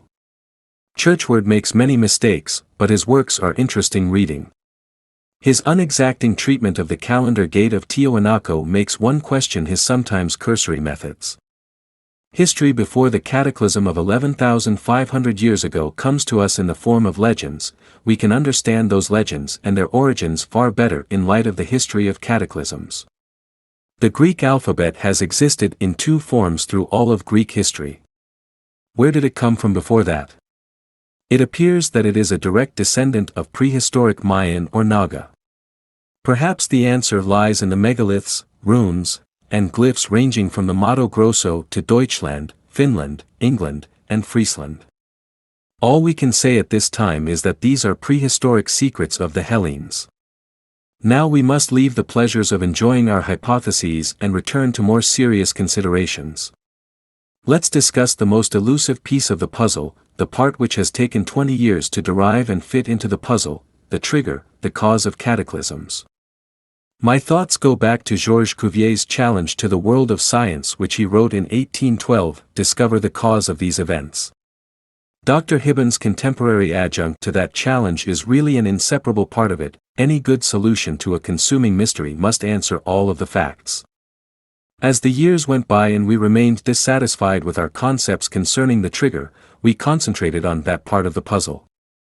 It has taken 20 years to find a satisfactory solution, one which answers all of the facts.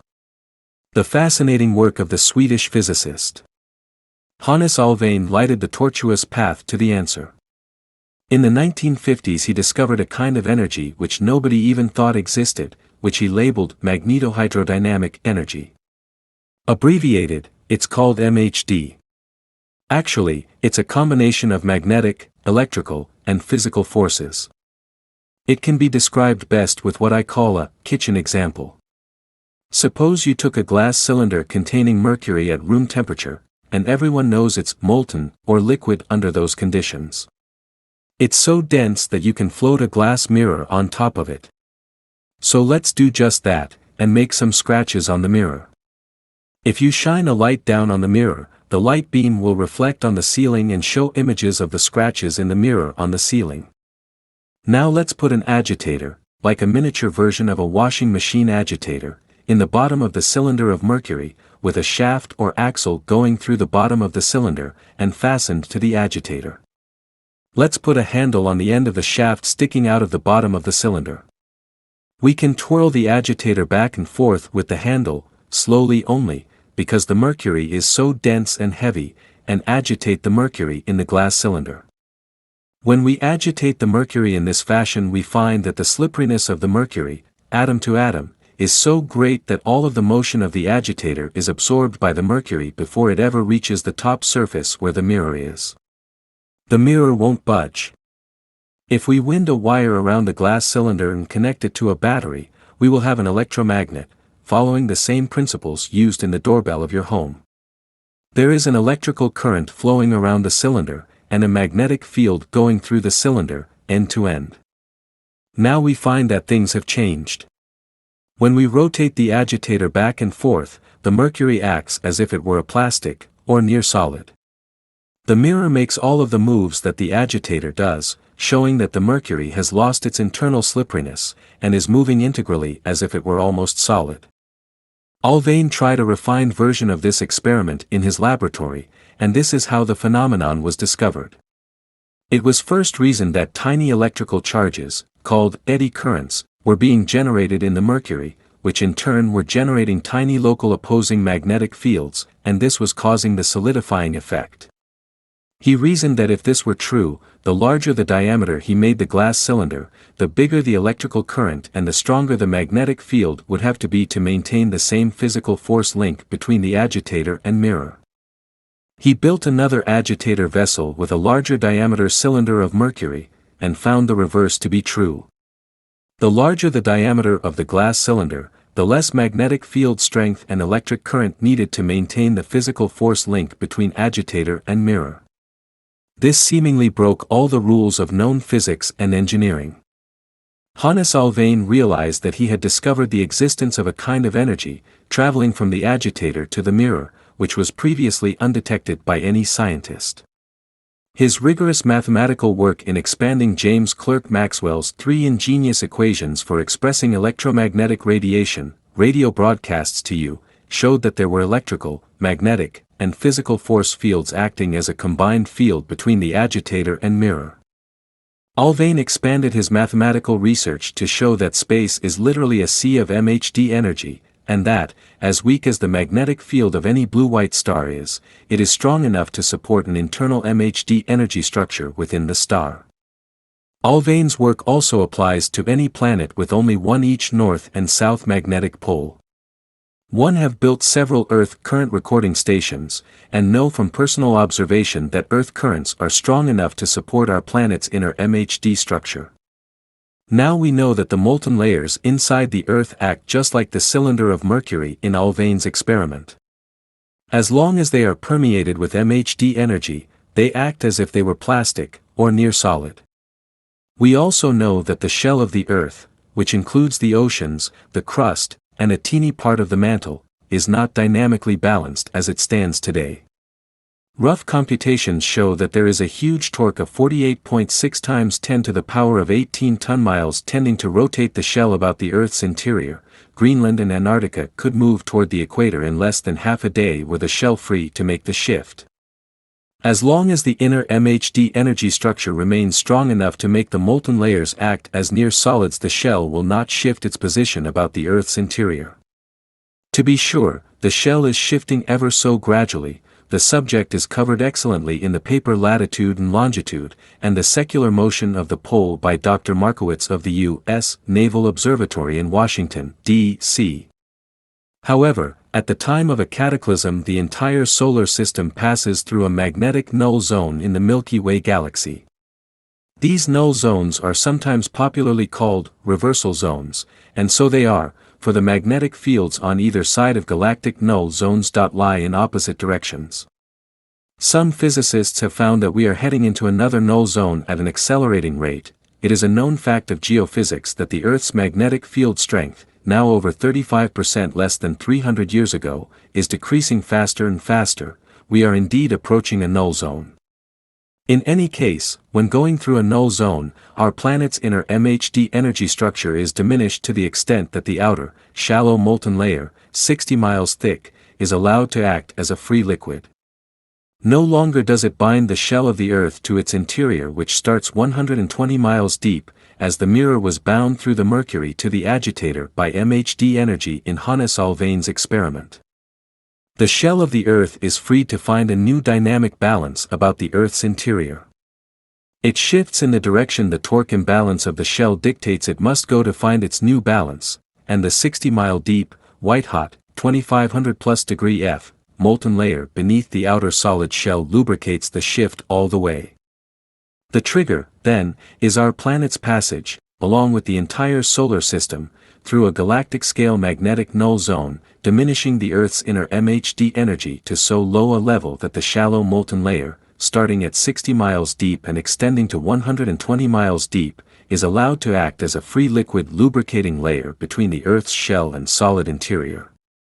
During each cataclysm the shell finds its new dynamic balance, which is resolved when the shell has shifted to a position with the ice caps rotating equatorially and melting in the heat of the torrid zone.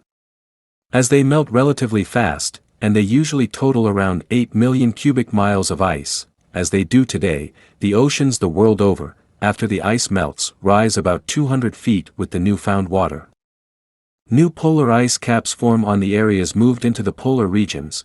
They will not be centered with our axis of rotation, so a new, growing imbalance is created, to grow as the new ice caps grow, to be resolved when the Earth, with the entire solar system, passes through another galactic null zone, 10,500 years later. Regarding the shallow molten layer, some geophysicists and seismologists challenge its existence. In 1924 the great seismologist Bino Gutenberg derived from his earthquake seismographic records that the layer must be there. Since then, Hawaiian seismologists have said, of course. It's the source of the molten stuff volcanoes spew forth, and other seismologists say, well, it's there but it's not molten, it's plastic or near solid. They're both right. It's molten, and acts as a near solid because of its MHD content. Oceanography gives the answer. IGY data shows that oceanic tides the world over depress the ocean floors 3/10 of the increase in depth of the water between low and high tides. The molten layer has to be beneath the ocean floor for the floor to be pushed into the earth by just a few feet of water. As surely as there is life left in the universe, there is in our Milky Way galaxy, and as surely there is life in our galaxy, our solar system will traverse another magnetic null zone in it, indeed many more. This brings us to the subject of the next cataclysm. As mentioned before, Hale's mathematical analysis sets the Wisconsin era at 14,750 years long. The last cataclysm, Noah or Utnapishtim's flood, would appear to be 6,993 years ago. Adam and Eve's cataclysm, the end of the Laurentian Ice Age, appears close to 11,543 years ago. Hale's mathematics shows the null zone versus time structure to be helicoid, and, as the universe approaches its half-life point, cataclysms occur at an increasing frequency, with shorter era time periods between them. After the universe has passed its half-life, cataclysms occur at a decreasing frequency, with time periods between them increasing in a mirror image pattern of the first half-life of the universe. It appears that our universe's half-life was in the middle of the Sudan era, which means that we are in the first of longer eras after the Sudan Basin which embraced the half-life point. Our Arctic era mirrors the Hudson Bay era, which was of 7,000 years duration. Of course there were many eras preceding the Wisconsin era, and there will be an equal number following the unknown era. You can see that the dark period of no written history was the Sudan Basin era. Let's look at prehistory from a different viewpoint now, from the standards of our present civilization. We can see that it takes over 5,000 years just for man to stagger back to his feet through a stone age and forced ignorance.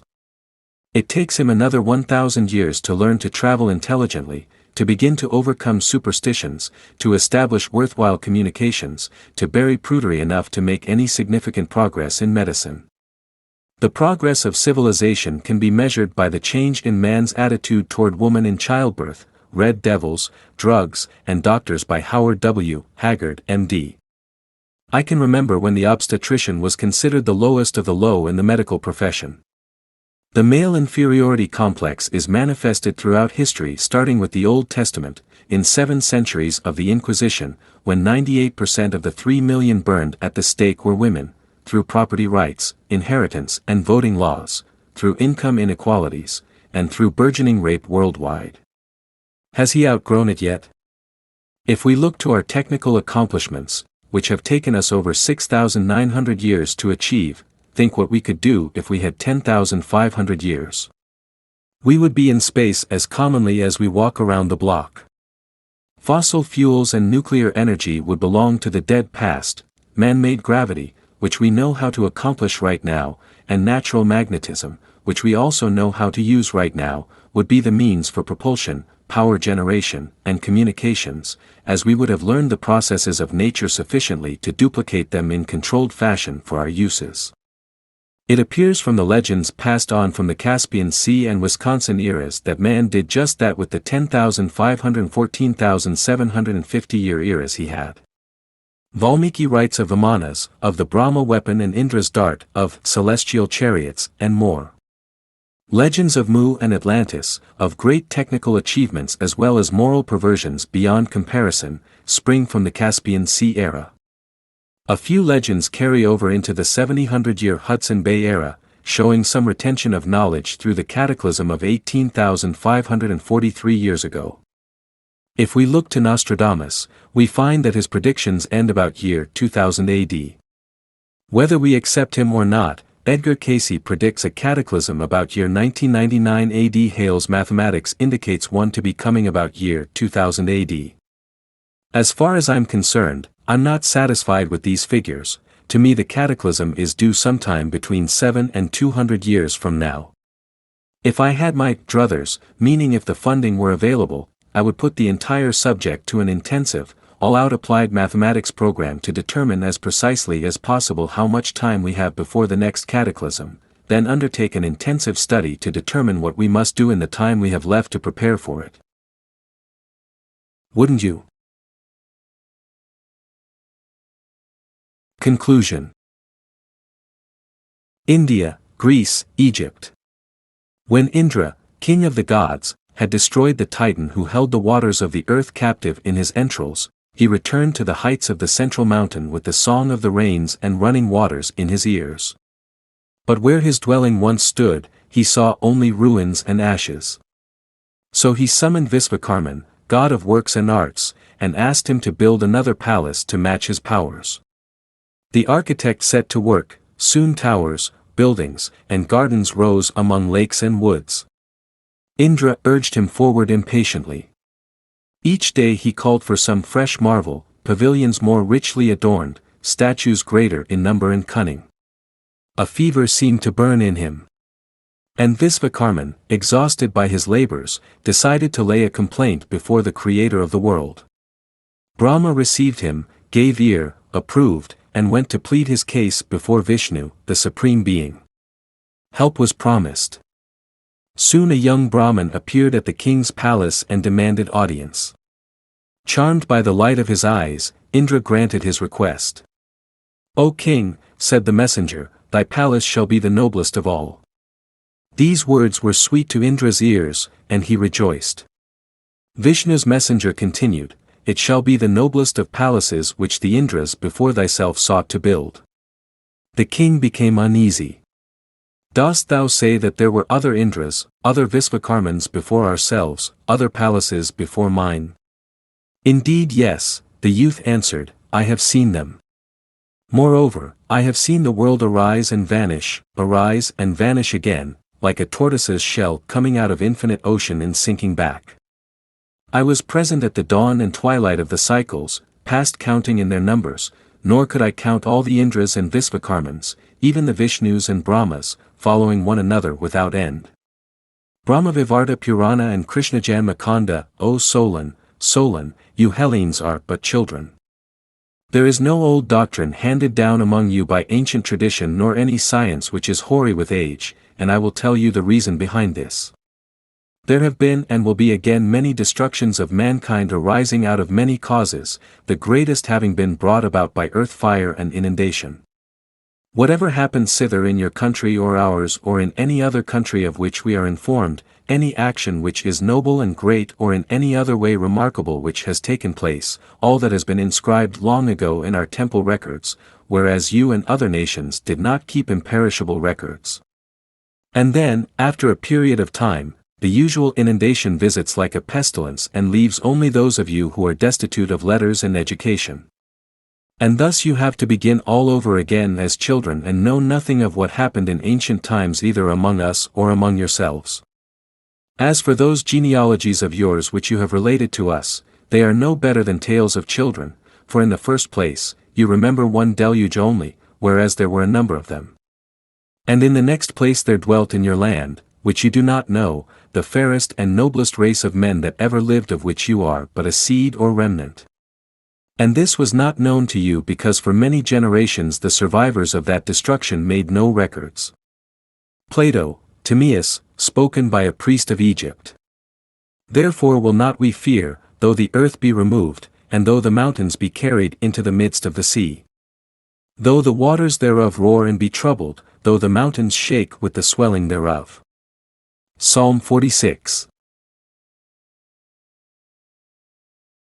The author.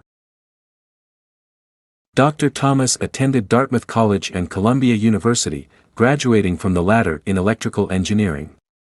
As a result of his research and analysis since 1949, Dr. Thomas has become recognized as the world's leading authority in cataclysmology.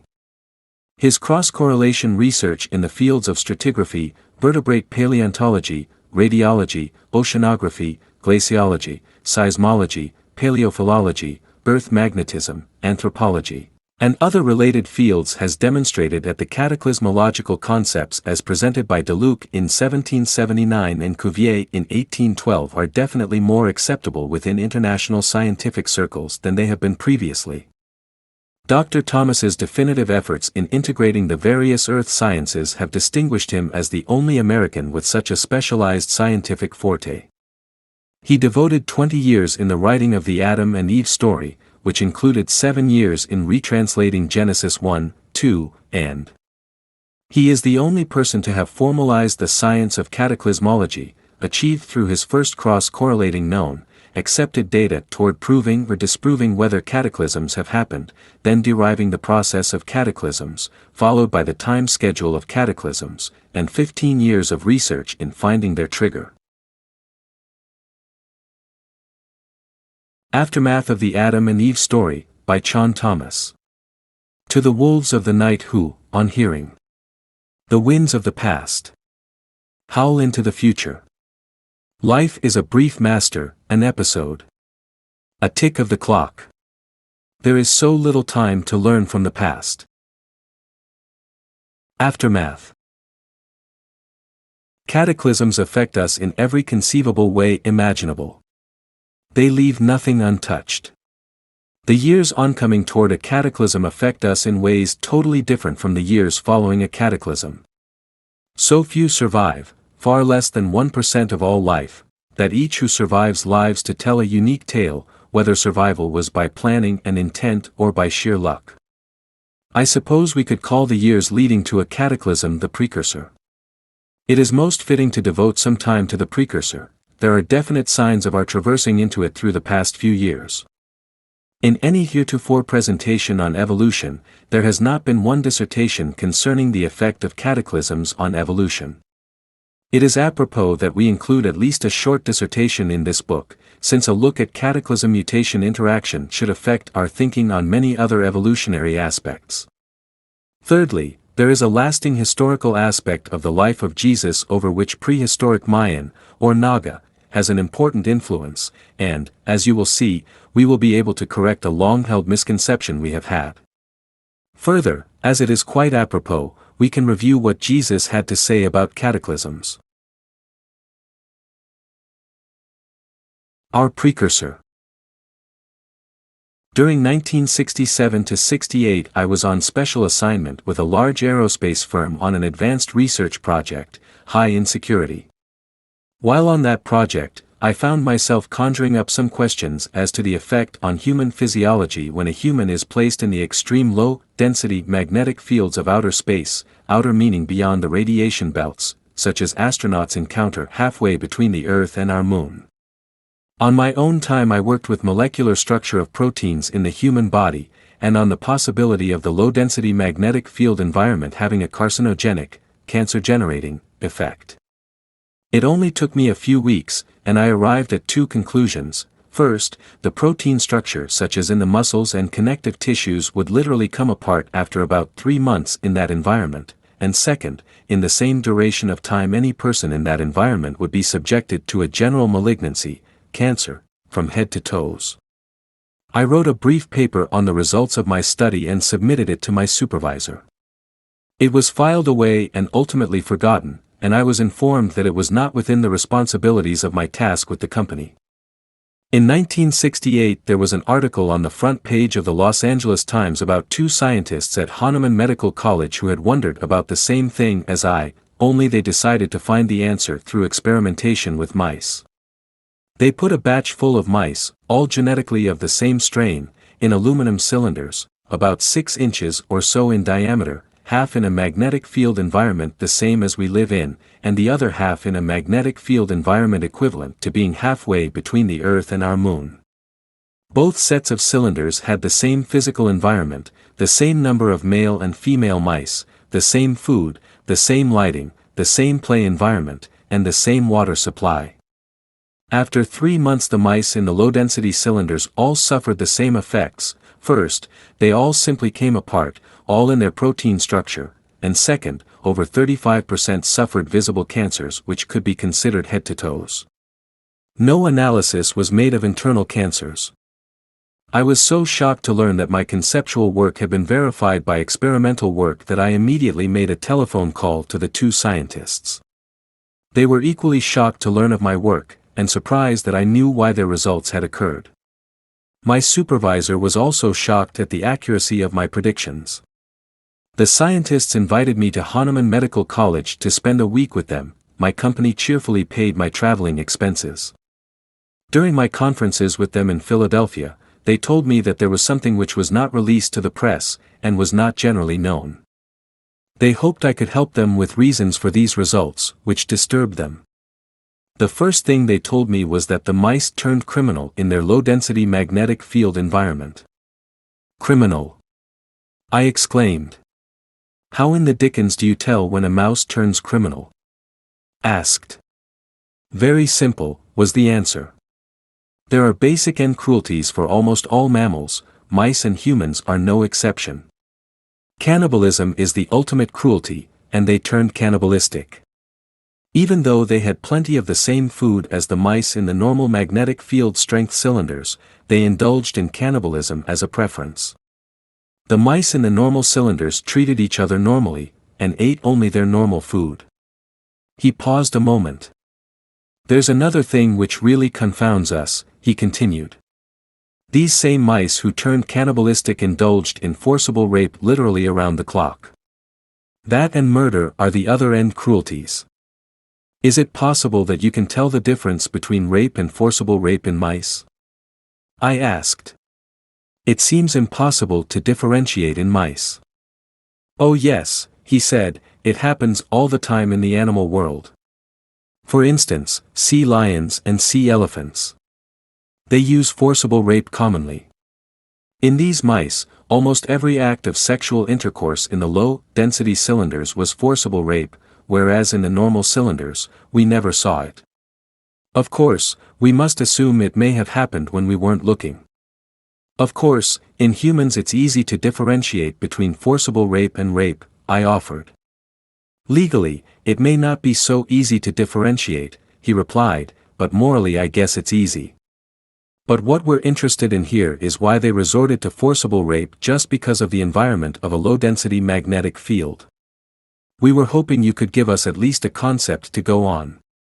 I told him that my work did involve the study of legends concerning civilizations in the years leading to cataclysms, when the Earth's magnetic field was decreasing at an increasing rate as they approached the null zone, and in every instance it appeared that criminality, essentially man's inhumanity to man, appeared to become overwhelming. Even the Navajo Indians spoke of it in their legend of their approach to a cataclysm, but they called it adultery. It's quite possible that their definition of rape in any form, be it forcible or not, was included in the term adultery. After all of my study, it seems strange that it had not entered my mind that rape and forcible rape are a part of the overwhelming criminality in the precursor period preceding a cataclysm. Later, I concluded that it was because I was searching for facts, and it never appeared before me in print. To assume it to be a natural part of the overwhelming criminality, however, seemed to be a proper assumption. After some consideration, I gave them my conclusion. I would commit that a lowering or lowered magnetic field environment could give its occupants a sense of impending doom. Certainly there would be a feeling that something out of control was destroying them, so why not get what they want irrespective of consequences? In the case of humans, those without empathy turn criminal first. In the case of animals, it is probably proper to assume that there is little or no empathy there to start with. After my trip home from Philadelphia, I examined statistics from around the world. The United Nations was reporting huge increases of rape in every nation, regardless of economic status, intellectual level, social mores, governmental status, family structure, plus whether a nation were in either temperate zone or in the torrid zone, and regardless of ethnicity or religion or whether a nation had an official state religion. The staggering rise in rape worldwide was a leading factor in the rise of the general crime rate around the world. In the 1960s and 1970s I was giving speeches on the subject of cataclysmology all over the United States. I remember predicting, after presenting the whole picture, that by 1990 crime would be at such a level in our country that the law enforcement agencies of our nation would not be able to cope with it. Those of us who are old enough to remember see everyday traffic violations that would have immediately drawn citations now ignored by the police. They are simply too busy. It has gotten so that detectives are so busy that they cannot investigate your case if you are a victim of an attempted murder. They are too busy investigating actual murders. If you are a victim of $100,000 or a $400,000 fraud, they cannot be bothered with you. They are too busy investigating frauds in the billions of dollars. That includes attorney generals and staffs plus district attorneys and staffs plus the SEC and federal courts. The crime side includes confidence artists, top executives, bankers, savings and loan executives, management personnel, family men, thieves, burglars, addicts, those who sell to addicts, murderers, and almost any level of society, from notables to homeless. This brings up an extremely important issue.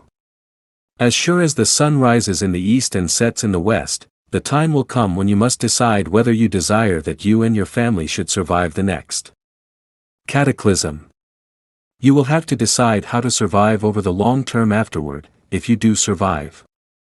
You must pick a place to survive where survival is possible, the most likely place being on the eastern side of a mountain top which will be accessible when the time comes. Most important of all, you will have to find a way to protect yourself and your family through the criminally worsening precursor years and the following aftermath years. Surely you will have to have provisions, tools, lumber and supplies with which to build a storm refuge from the cataclysm, clothing, first aid, medical books, binoculars, firewood, means to start a fire, and a library with which to teach the young. Include the Ciba pharmaceutical volumes by Frank Netter, M.D.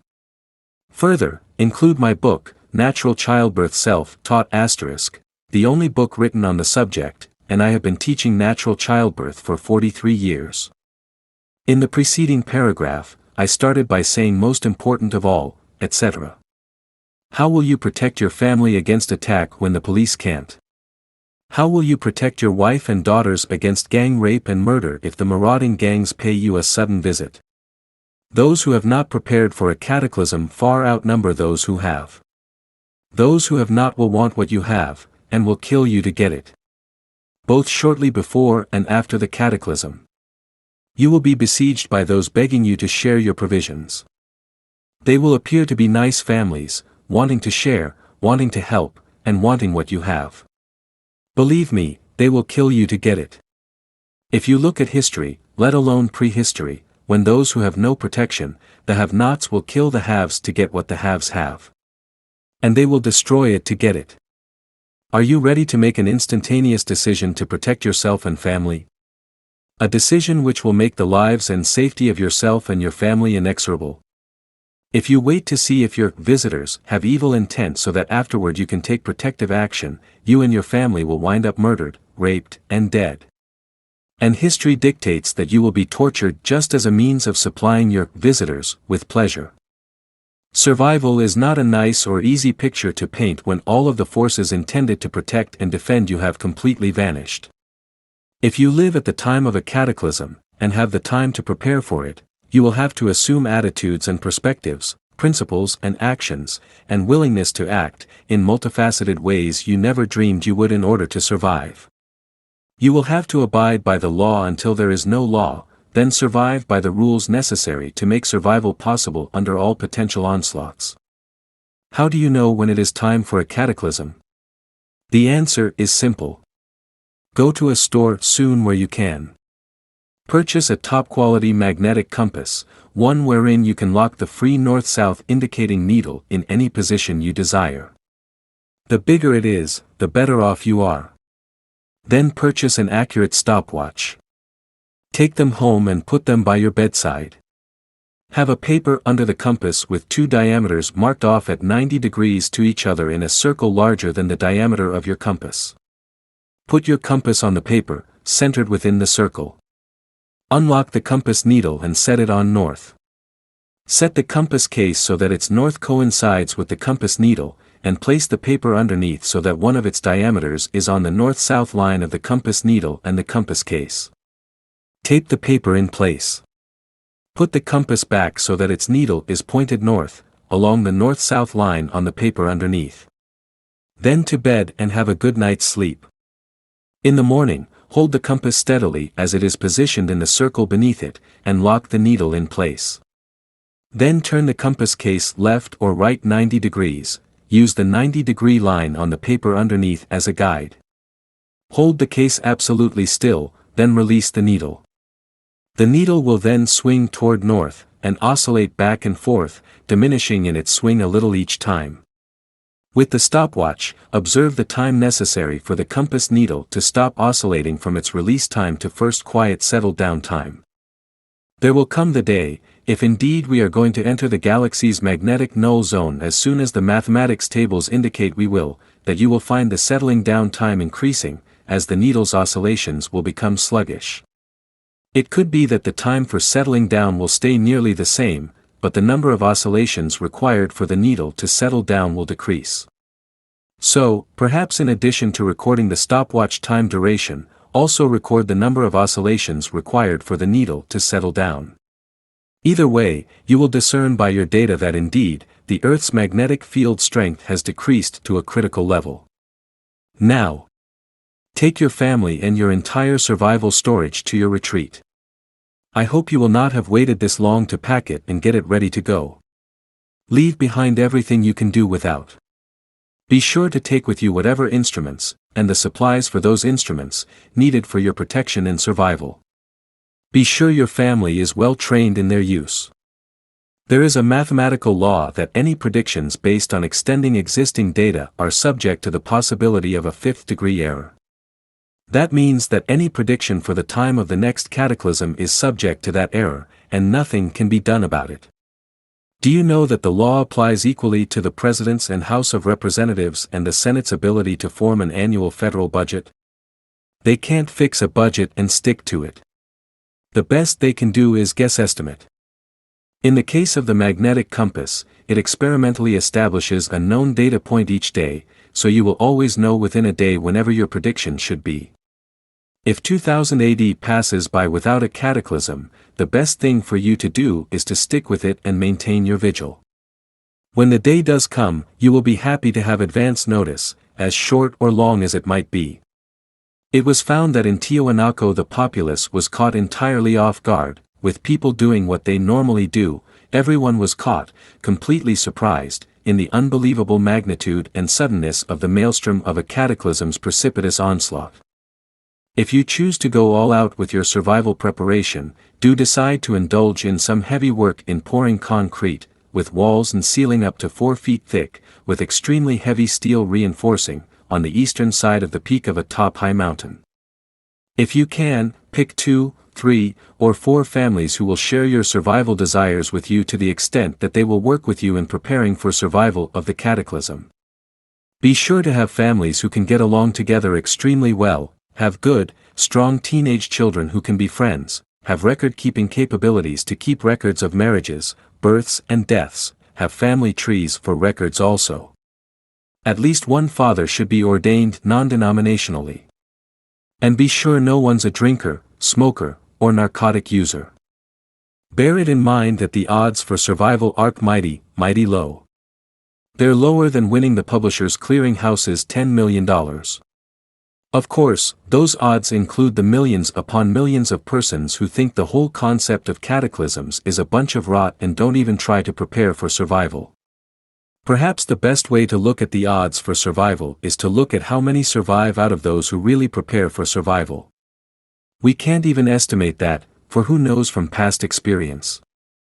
It all depends upon the best efforts possible in planning and preparing for the cataclysm and post-cataclysm, structurally, energy-wise, tool-wise, medically, spiritually, travel-wise, maintenance-wise, security-wise, communications-wise, food supply-wise, and don't forget the can opener.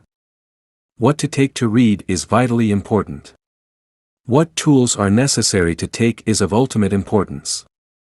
If you do not survive, do remember that death is but a stepping stone. Everyone goes through its portals. Further, what a way to go. How many humans ever get to see a cataclysm? And after you go through those portals, there is a peace that defies description, that passes all understanding. I wouldn't be surprised if I see you there. And further, I wouldn't be surprised if we have a nice talk. Evolution. If ever there were a controversy in the world of science, it is in the subject of evolution. Even the name creates angry reaction in some scientists when it is called the theory of evolution. In each and every field of science, there is a strong standard of procedure known as the scientific process. It is the one standard procedure common to all sciences wherein research is necessary to establish a scientific law. These stages constitute a scientific order of procedure utilized to establish that scientific law. Let's take a totally unrelated field to that of this book as an example, ESP, or extrasensory perception. For years scientists evaded this field of research in fear of besmirching their scientific escutcheons. Others took up the cudgel, expending years of effort in experimental research, trying to prove or disprove whether such a phenomenon exists. Not one of them formed a hypothesis to try to lay down how it works, if it works. All they did was to formulate tests to be performed to indicate that the phenomenon did or did not exist. That a hypothesis does not make. Forming a hypothesis is the first step in the scientific process. I put together a hypothesis, formulating how the communication system works, utilizing the known forces of nature, plus a means for testing the hypothesis to determine whether it was valid. It worked in spades. It worked with everyone on whom we tried the test, man, woman, adult and child, and I'm speaking of quantitative testing here, with 100% success in every case.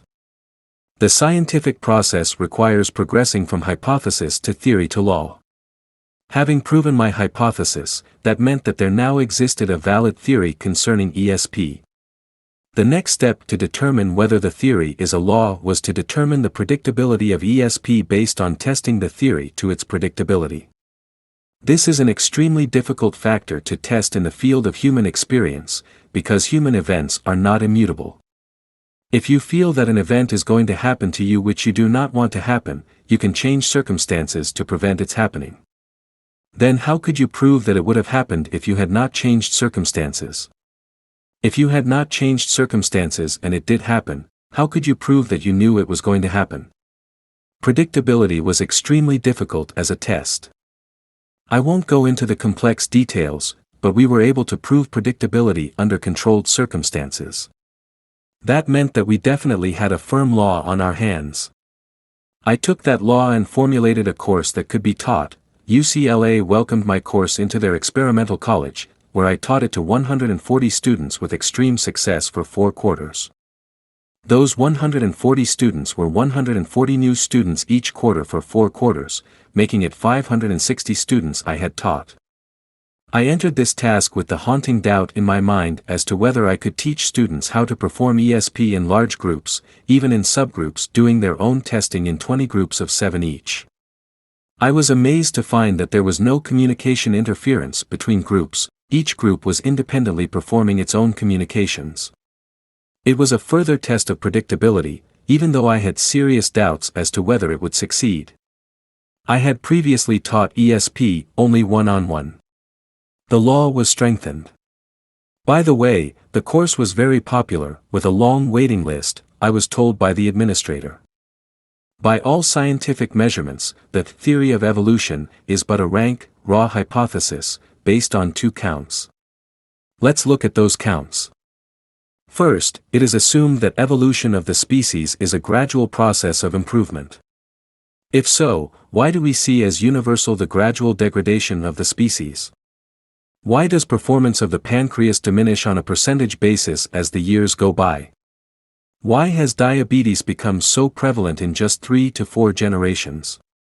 Why have intelligence levels lowered so markedly? Why has the percentage of students not wanting to learn increased so markedly? Why has crime increased and empathy decreased so markedly? Is that improvement? Why has teeth structure so deteriorated in so many places of the world? Why is it that so few have a natural resistance to tooth decay? Why is it that so many have no resistance to tooth decay?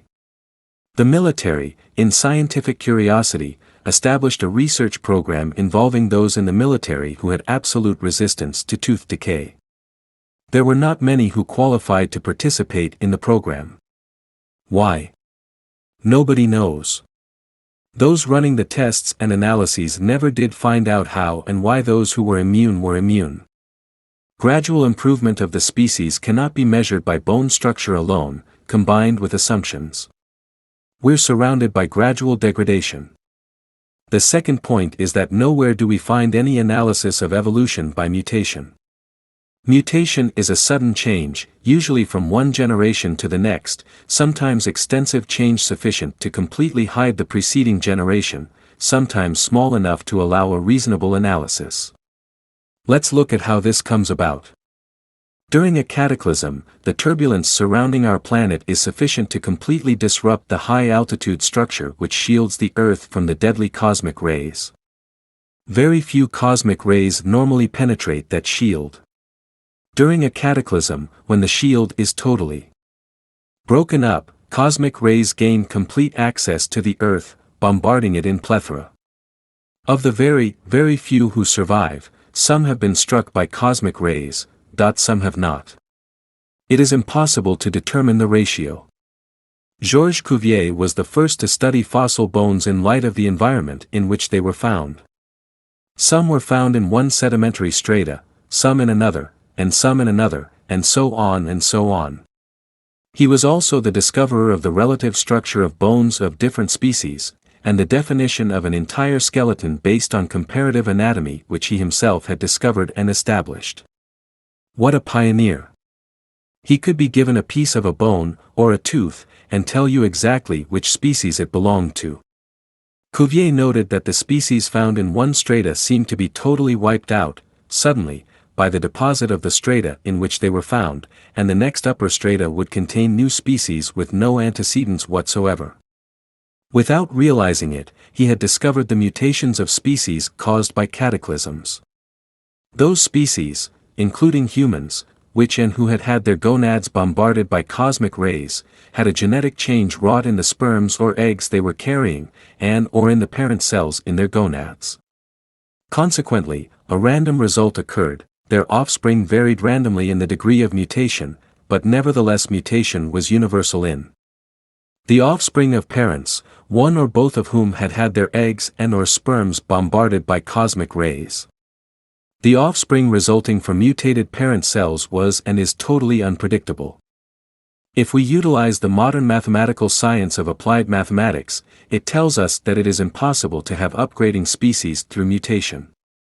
It is equally impossible to have an even crossover in quality from normal parents to mutated offspring. The sure bet is that mutational offspring represent the most sudden degradation of the genes to varying, random degrees. If we again use applied mathematics, that science tells us that it is utterly impossible that the human being is a result of millions, perhaps billions of years of upgrading evolution from a single cell. It has to be that the human being is a result of a design and resulting productions of two variations of that design, male and female. You can name any source as the creator of that design and producer of the first models, male and female. If you were to ask me, I could tell you the exact steps which had to be undertaken to produce the living products. I could tell you how the design produced both male and female, a product of sheer genius. Do you know that we are that close to being able to create male and female ourselves? Someday I'll probably be writing and making speeches about it. On page 24 I stated, nowhere do we find any analysis of evolution by mutation. This is not exact. Anthropologists are now finding that certain species of birds are descendants of dinosaurs. If true, it is a startling revelation of the veracity of mutational discordance, as that relationship could not have been through gradual evolution, be it upgrading, which is impossible, or downgrading. Proof that man, and woman, are the closest we have to the original design after untold thousands of years of cataclysms and mutations is through his abstract functions, plus a few concrete functions. Speech and the capability of learning and maintaining an extensive vocabulary are good examples of concrete functions. Abstract functions include three-dimensional visualization, inductive reasoning, deductive reasoning, and analytical reasoning. And of course we must include empathy. Even some species of humans are totally lacking in empathy. In any case, humans have unique and more complete brains than any other species. Remember that, especially in the years preceding and following a cataclysm, those without empathy turn criminal first. If there is any doubt in your mind about that, just read the newspapers. Watch TV news. Watch TV crime documentary programs. Think it over.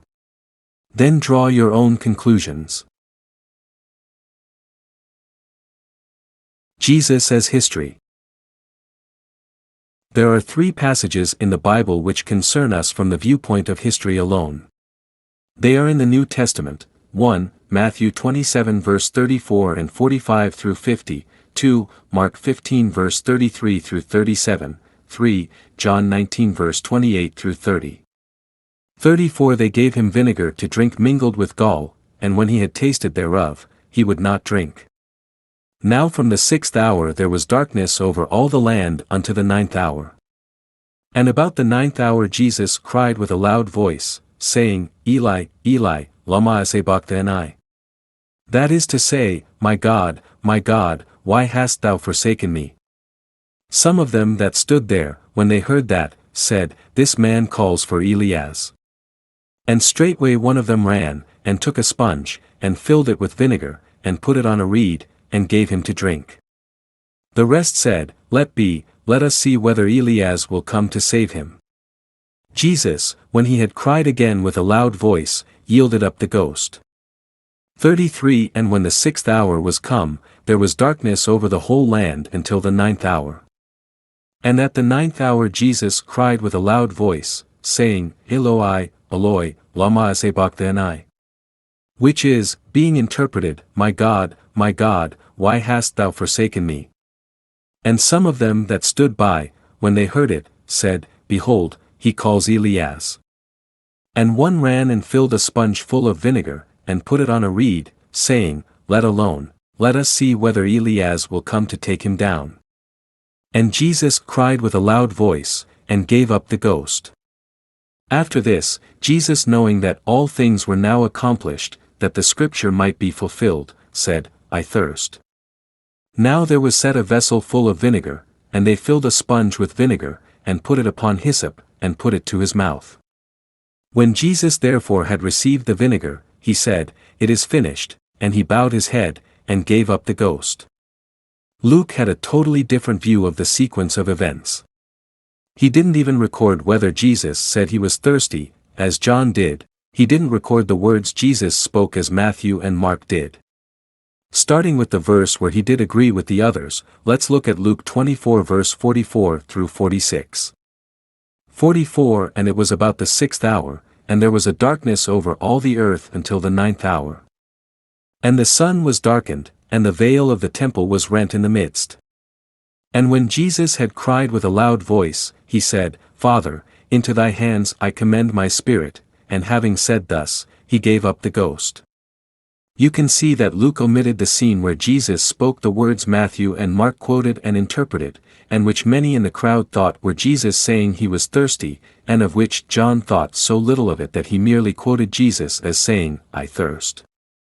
Luke also omitted the action, after Jesus' strange words, of someone, thinking Jesus was thirsty, putting vinegar on a sponge, then putting the sponge on a reed, and giving the vinegar to Jesus. Matthew, Mark and John related this sponge and vinegar scene, which Luke omitted completely. It would seem that we should pass by Luke as a credible witness. Now let's discuss those words which Jesus spoke, so vividly described by Matthew and Mark. Eli, Eli, lama sabachthani, and Eloi, Eloi, lama sabachthani. Both Matthew and Mark put a question mark after their quote of Jesus' words. When Jesus spoke them, he created quite a bit of confusion.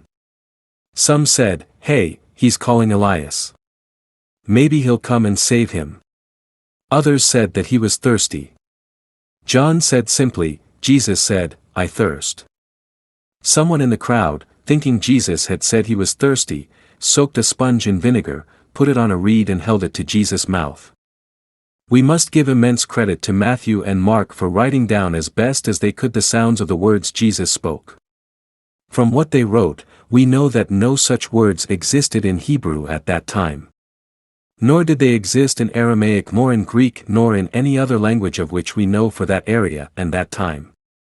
Why did Jesus, in his dying moments, use a language which no one else knew? The best Matthew and Mark could do was say, which is, being interpreted, and, that is to say. Thank God for their honesty. As for the difference between Matthew's Eli, Eli, and Mark's Eloi, Eloi, we must consider the crowd's reaction. The only reaction quoted is in both Matthew and Mark as Jesus having said, Elias. If we are reduced to a choice, we would have to go along with Eli, Eli. I searched and could not find the words in any language either. In desperation I turned to the parent language, prehistoric Mayan or Naga. There the words were, as large as life. Heli, Heli, Lamat Sabak Ta and I am fainting, darkness is overcoming me. Since Jesus is quoted as having cried with a loud voice in both Matthew and Mark, perhaps we should quote the translation to be, I am fainting. Darkness is overcoming me. This opens up a bucketful of questions and controversies. Imagine what I was faced with as soon as I found the translation. I was faced with a mountain to climb. If I didn't climb it, I would never sleep again. I knew that, like solving the puzzles of cataclysmology, this problem would never leave me alone, mainly for the sake of my own and my dear wife's curiosity. 100 questions crossed my mind. Well, maybe not 100. But a plethora of them, anyway. Why did Jesus, in his dying moments, speak a language which no one whom we know of heard him speak before? Was he naturally reverting to a language he had spoken as a prime language in earlier years? If so, where had he been to have picked up that language? And used it habitually? Let's again look to the Bible as history. A good place to start is Luke 2 verse 41, where Jesus' parents are mentioned.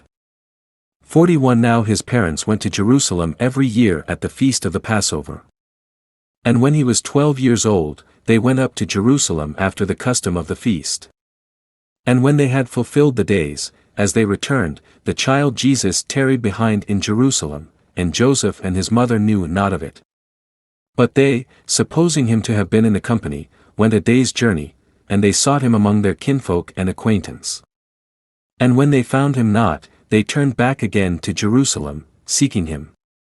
And it came to pass, that after 3 days they found him in the temple, sitting in the midst of the doctors, both hearing them and asking them questions.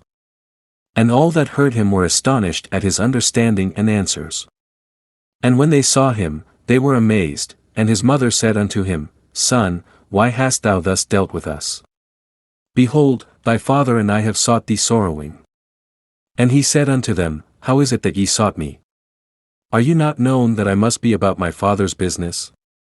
This one story tells us that Jesus had to be a genius of his day. Also, it tells us that he had an affinity for dropping in at the temple to share minds with the adult intelligentsia on an equal plane. One more fact should be taken into account in our summation of contributing factors, and that is that there is a total of only 55 days of Jesus' life accounted for in the Bible. We are left with him at age 12 in the incident above, and brought back into his life when he is about 30, Luke 3 verse 23. This leaves about 18 years of Jesus' life unaccounted for in the Bible. Is there any other source? In the mid-1800s, the British Army was stationed in northern India, near the town of Ayodhya, prehistorically known as Ajudhya. They discovered that there was a temple there, of which there were only 3 of that kind in India. In pre-Brahman India, all temples were of this kind, and were called Nakal temples. The official language of these temples, the British found out, was Naga, or prehistoric Mayan. Curiously enough, there was a tribe in the extreme north of India, called the Naga tribe. This tribe, even today, speaks pure Naga as their everyday language. They told the British of Jesus having been there as a late teenager young adult who attended the Nakal temple as a student and graduate of the temple. He was especially remembered through tradition because he was a genius. Students were taught rigorous courses, from mathematics to medicine, languages, what we call ESP, out-of-body travel, metaphysics as a science, and natural healing. The course was so rigorous that it usually took the lifetime of a normal person to graduate from the temple. Students had to learn Naga. Graduates were called Son of God. It's interesting that Jesus never referred to himself as Son of God, but always Son of Man. The Naga's tale of Jesus includes Jesus becoming a student as a young man, and through his genius. He went through the courses in record time as a student, master and graduate at 25 to 30 years old. On investigating, I found that travel was quite common between the Holy Land and India in Jesus' time. He could have made the trip there very easily at 15 to 20 and back just as easily 10 to 15 years later. We are also informed of Jesus' proclivity for dropping into temples just to have intellectual and spiritual discourse with adult intelligentsia. Imagine his going to India, happening onto the Nakul temple, dropping in for some discourse, and afterward deciding that there was the place for him to stay and really learn. Spending 10 to 15 years learning to speak and write Naga, and speaking it as his sole language for that duration, certainly would account for his reverting to it on the cross as his natural language. There is another point in question which has to do with doctrine taught at the temple. The entire philosophy of religion as Jesus taught it was exactly as he had learned it at the temple. Never would he have entertained the thought that God would or might forsake him, under any circumstances whatsoever, on or off of the cross, or anywhere. Only humans would. At this point we should summarize everything we can about the events surrounding the moments when Jesus spoke those words on the cross, and apply whatever reasoning we can in order to cover every aspect involved toward either verifying or refuting our translation of his words. First, our only reasonable source of the words Jesus actually spoke is through Matthew and Mark. Second, it is abundantly clear that Jesus spoke in a loud voice. There is a difference between listening to sounds and hearing them. Matthew and Mark listened to him to the extent that they were able to write down the phonetics of what Jesus said to the best of their ability. We should recognize that their attention to the details of the phonetics was enhanced by the loudness with which Jesus spoke.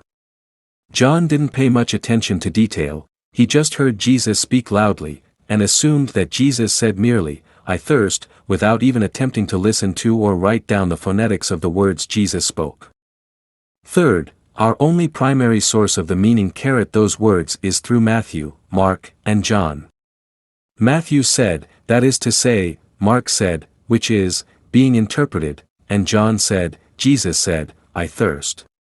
It is clear that Matthew and Mark were not translating, but giving us their best guesses what the words Jesus spoke meant. John just guessed outright. The most interesting aspect of Matthew's and Mark's recordings is that the phonetics of Jesus' words and their meaning are so nearly alike, with one syllable, li, as recorded by Matthew, and loi, as recorded by Mark being the only difference. It appears that each had his own memory, as referred to by those in the field of aptitude studies as tonal memory, of the sounds of the syllable, suggesting independent recording of the phonetics by each of them. However, their interpretations of the meaning of Jesus' words are precisely the same, suggesting that they conferred with each other, comparing their interpretations, and arriving at a mutually agreed upon interpretation of what Jesus meant by what he spoke loudly. Certainly neither of them compared their memories with Luke or John. It appears that we must honor Matthew's and Mark's accuracy in recording the sounds of the words Jesus spoke. It's plausible, since Jesus spoke loudly. Fourth, we have no secondary source of the words Jesus spoke, we only have secondary sources through Matthew, Mark, and John, who tell us about the crowd at the scene and their reaction to what they thought Jesus said. Some in the crowd said, "Hey, he's calling Elias. Maybe he'll come and get him down off the cross." As if it were a big joke. Some others said, "He says he's thirsty. Someone give him a drink." So someone ran to a bowl of vinegar, put a sponge on a reed, soaked it in the vinegar and held it to Jesus' lips. Of course, John added his bit by writing, Jesus said, "I thirst." It is obvious that there was a great amount of confusion resulting from Jesus' words, with three known interpretations of those words. Isn't it interesting and provocative that those three versions differed from each other to the extent that there is absolutely no comparison between them? Fifth, it is a fact that Jesus' words did not exist in any known language at that time, including Hebrew, Aramaic, and Greek. Eli expressly was not a part of the Hebrew tongue, it was entered into that language since then to mean, my God. It seems strange that those who fostered and shouted for his crucifixion would be the ones to adopt one of the words Jesus spoke on the cross into their language. Sixth, we must take into consideration Jesus' physical condition at the time he spoke those strange words. Contra to one of the popular myths, Jesus was not nailed to the cross through his hands and spaces through his bones in his lower feet leading to his toes. It was a common form of execution in that time, and always, the nails were driven through a space in the wrist bones as, if driven through the hands, the crucified could pull his hands off of the nails easily while on the cross. Plus, the same conditions existed in the feet of the crucified. In order to keep him from pulling his feet off of the nails, the nail or nails had to be driven through a space between the upper foot bones. Therefore, the crucified became literally a prisoner of the cross. The only way to get him off of the cross was to pull the nails. The crucified was nailed to the cross in such a way that, with his knees bent somewhat, he could hang by his arms and rest his legs. After a while his diaphragm would enter the early stages of paralysis, and he would feel suffocation oncoming. Then he would straighten his legs, standing on his nailed feet, providing relief for his arms from bearing the stress of holding up his body, thereby relieving the stress on his diaphragm leading to paralysis and suffocation. Consequently, he endured a running continuum of up and down, up and down, up and down for hours and hours. Those responsible for performing the crucifixion had a way of stopping this endurance test. They simply broke the legs of the crucified so that he couldn't stand on them anymore. He was forced to hang by his arms without surcease. He soon fell into full paralysis of his diaphragm and died of suffocation.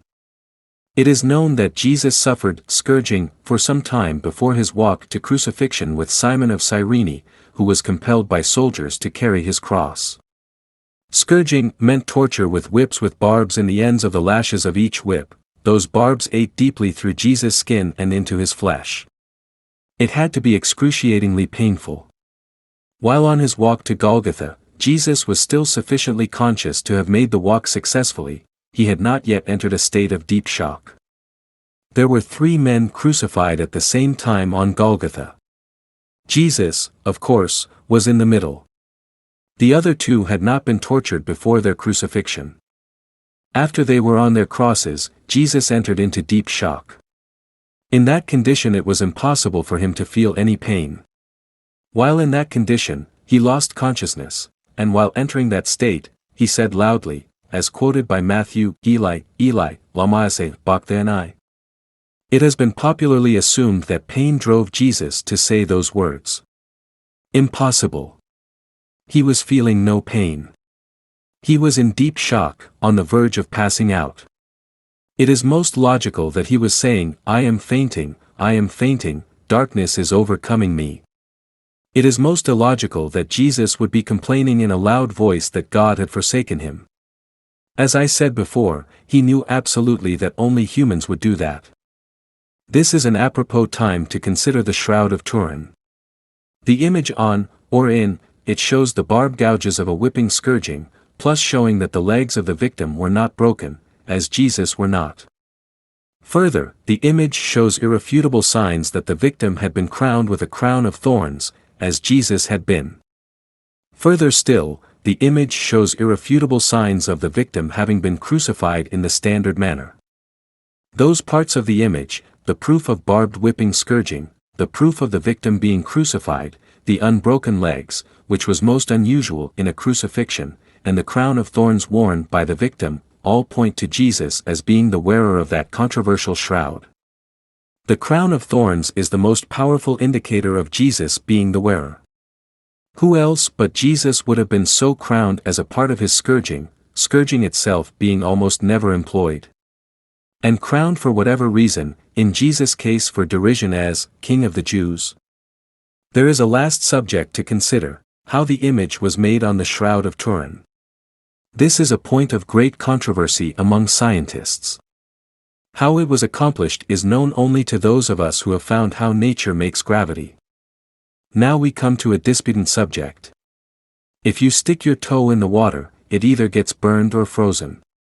It could create a controversy in a millisecond. Or maybe even a microsecond. In one aspect I have a distinct advantage, for I know how nature makes gravity. Once we understand the process, the procedure for us to produce man-made gravity is to duplicate nature's process in controlled fashion. Once we understand this, we can expand our understanding to include propulsion, communications, and weaponry. Any nation, large or small, which finds this process will have the world at its mercy. Any nation which discovers how to use it for any one of the three purposes automatically has the other two. Any nation, even the smallest, having all three processes will control our planet with unchallengeable invincibility. Also, we can understand just about every UFO sighting and experience, how and why small UFOs are built as they are, and why large UFOs are easier to design and construct just from considerations of the power plant. Of course, a 50-mile-long mothership would be more difficult to manufacture if we consider structural requirements. I have seen several of these behemoths, along with many other persons. I have seen the smaller, discus-like vehicles also. Note that a common cross-section of all of these vehicles, behemoth and small, is to have just one cross-section circular. Angels and UFOs. Now we come to another factor. What is an angel? And further, who is an angel? Matthew, Mark, Luke and John wrote about angels as if they were a normal, accepted part of life in their times. It all started when Mary Magdalene, Mary the mother of James, and Salome decided to go to the sepulchre where Jesus was buried. There they found the blocking stone removed, and Jesus gone. They found one or two men there. Matthew said he was an angel, whose countenance was like lightning, and his raiment white as snow. Mark said, and entering into the sepulchre, they saw a young man sitting on the right side, clothed in a long white garment. Not once did Mark mention that there was an angel there. Luke said, and it came to pass, as they, presumably the three women, were much perplexed thereabout, behold, two men stood by them in shining garments. John said, but Mary stooped down and looked into the sepulchre, and sees two angels in white sitting, the one at the head, and the other at the feet, where the body of Jesus had lain. There is an entertaining game which sometimes is played at parties. Everyone sits in chairs in a circle, and the first on one end is given a short message in writing. Each person relays the message verbally, whispering the message into the next person's ear until the last person in the circle receives it and writes it down. Invariably the two written messages bear little resemblance to each other. If we go through the circle, each one telling what the message was that he received, we find that the message deteriorated each time it was relayed. Sometimes one step in the relaying circle changes the whole meaning of the message. Try it sometime when you're at a party. It's fun and revealing. The strange thing is that the mathematics of communications theory, an exact science, predicts this deterioration in relaying intelligent information. The more links in the relay, the more the deterioration. The worst series of links is to have all of the links human, like the ring of chairs, one person per chair. The more persons, the more ridiculous the deterioration. Now none of Matthew, Mark, Luke and John were at the sepulchre, so what they wrote was not first-hand information. Even if each one of them had spoken to the same woman of the three who went to the sepulchre, her story could or would have differed each time she told it to one of the four. Or, if each of the women told the story to a different disciple, the story most certainly would have varied. Further, if none of them told the disciples the story, but the disciples were told the story by a mix of secondary sources, it would have varied greatly. The fact is that we don't know how Matthew, Mark, Luke and John got the sepulchre story. That can't be changed. In spite of all of the differences between the four relatings of the same story, we have to take into account each version, if nothing more than just to see where we stand. Matthew stated, one angel, countenance like lightning, raiment white as snow. The angel spoke to the women, all had fear of the angel. Mark stated, one young man, seated on right side, clothed in a long white garment. The three women were affrighted, he spoke to the women. Luke stated, two men in shining garments were standing by the women were afraid, both spoke to the women, saying the same words. John stated, Mary Magdalene alone stood outside the sepulchre, stooping and looking in, she saw two angels in white, angels were sitting one at the head, one at the feet, where Jesus had lain. They conversed with her, no fear was mentioned. She saw Jesus, and did not recognize him, she thought he was the gardener. John's relation varies so much from the other three that it suggests a different event. It appears that she visited the sepulchre with the other women, then ran back, encountered Peter, and told him that the stone was taken away from the sepulchre. The two of them then ran back to the sepulchre to start this story. So what can we conclude from these four stories? Let's see. The angels looked like men, in fact, they must have been. Whether there were one or two of them, he or they wore long, bright white, clean, glistening robes. Although strangers, they could speak Hebrew, and spoke calmly and authoritatively to the women. Whether one or two of them, they had countenances which caused fear in the women, except in the story related by John. It could be that Mary Magdalene, in her first visit to the sepulchre with the other two women, had visited with the man or men at that time, and who had dispelled the women's fears with his or their words, so when she returned, she had no fear. What about these men? They were not known anywhere, they were dressed totally differently than anyone in the area, or even far away from that area. They showed absolutely no fear of anyone or anything, and Matthew stated that the angel of the Lord descended from heaven and rolled back the stone from the door of the sepulchre. I'll bet £1 of earth that he was waiting at the sepulchre for those who crucified Jesus to show up, hence his countenance was like lightning. It looks as if we must conclude that these men, these angels, came to earth in their space vehicle to take care of the aftermath of Jesus' crucifixion. Let's say that their space vehicle was an Ezekiel's wheel. Any dissenter's only alternative to this is name-calling. So why would these men, these angels, watch over Jesus? The only answer is in legend, in that they watched over him because he was a genius, a man who had graduated from the Nacl temple in so short a time that he could spend his life taking his learnings of the true faith from the temple, turn them into teachings, taking them to the rest of the world. These people from other worlds never come here to live because this planet is the garbage dump of the universe. We murder, rape, steal, wage war, killing millions.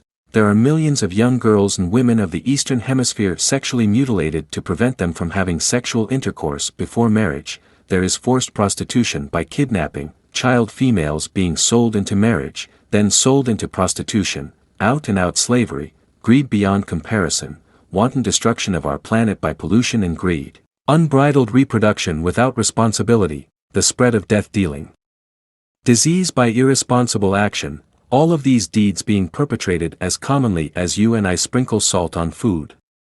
On top of this, we have a worldwide addiction to narcotics and narco-selling. We have wife beating, girlfriend beating, child beating, and murder on an unprecedented scale in our country, so prevalent in other countries that it is a matter of normalcy. Rape is so common the world over that if we were to stop it, knowing where and how to stop it would be as difficult as knowing where and how to stop narcotics abuse and selling, which has the world firmly by the tail now. Governments have deteriorated to a point where our whole planet is near anarchy. Some governments are on the brink of wipeout from losses to AIDS. Let's just take a look at our government, the federal government of the USA. Do you know that every government official who approves of the federal budget violates his oath to preserve, protect, and defend the Constitution of the United States of America? Consequently, each one who approves a federal budget every year is subject to impeachment. Why is each one approving a federal budget not impeached? Because there are too many of them? Probably. Why should each one approving a budget be impeached? Let's see. Our government is in business, in fact over 4,000 businesses. Each and every one of them loses money every year. They make up for their losses every year by asking the legislature to appropriate funds to cover their losses.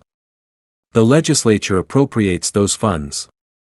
How our government ever got into over 4,000 businesses to begin with is a question for historians to answer. I won't attempt to analyze it here. The point is, we are in these businesses. How legal is it for our government to be in any business, and what can be done about it? It has always been an axiom of constitutional law that if it's not in the Constitution, the government cannot do it.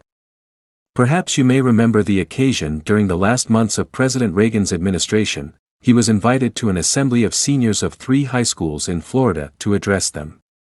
In the question and answer period afterward, the valedictorian of each class was allowed to ask a question. When the last one, a girl, rose for her question, the president was being rushed off the stage by his aides. He told her to go ahead with her question while he was walking to the side and rear of the stage. She asked, "What can Congress do?"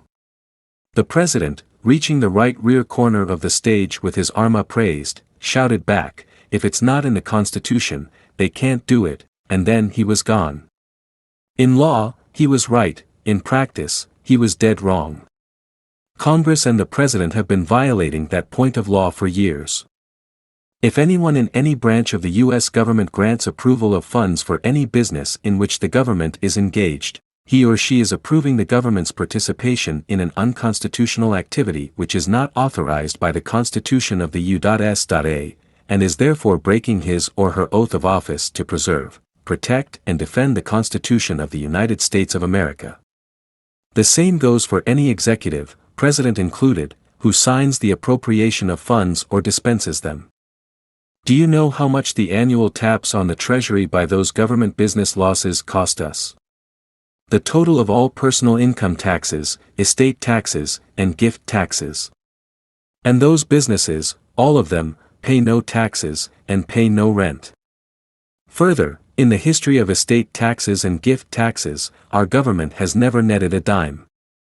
They spend all they collect collecting it. Congress has to borrow for that part of the business losses to make up for the non-netting estate and gift taxes. IRS has an estate tax audit rate of 105% to 110% annually.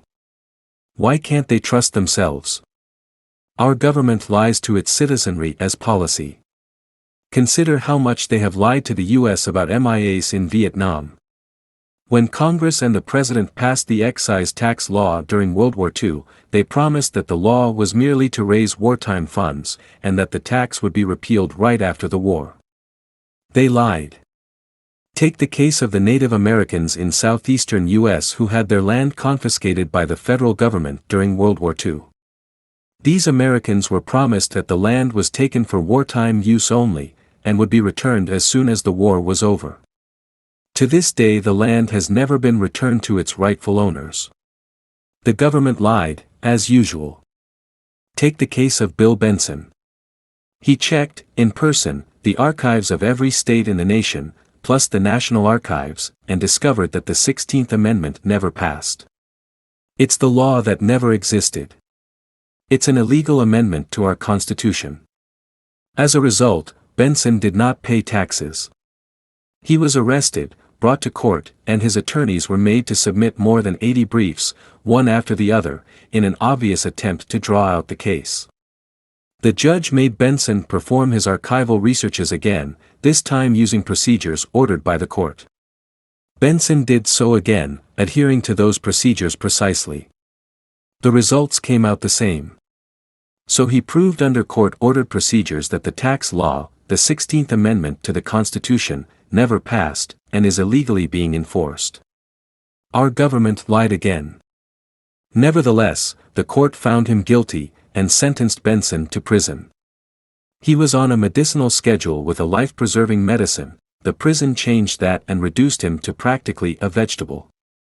Our federal government is now starting to pass into existence laws equivalent to the Roman Catholic state laws of the 7 centuries of the Inquisition concerning property confiscation, both real and personal, also arrest, accusation, trial and conviction. Our legislative and executive branches have passed a law that makes the arrest of property legal. Innocent persons are being arrested without a warrant, their property arrested also without a warrant, without evidence or proof of guilt.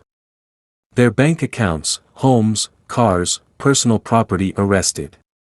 How does a house, or a bank account, or a car, or a doll or bicycle or tricycle defend itself?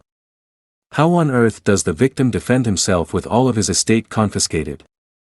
If he proves himself innocent, unbelievably, he is allowed to buy back his property. With what? No bank account, property, cash, credit, or business. Will someone please convince me that our government has not deteriorated?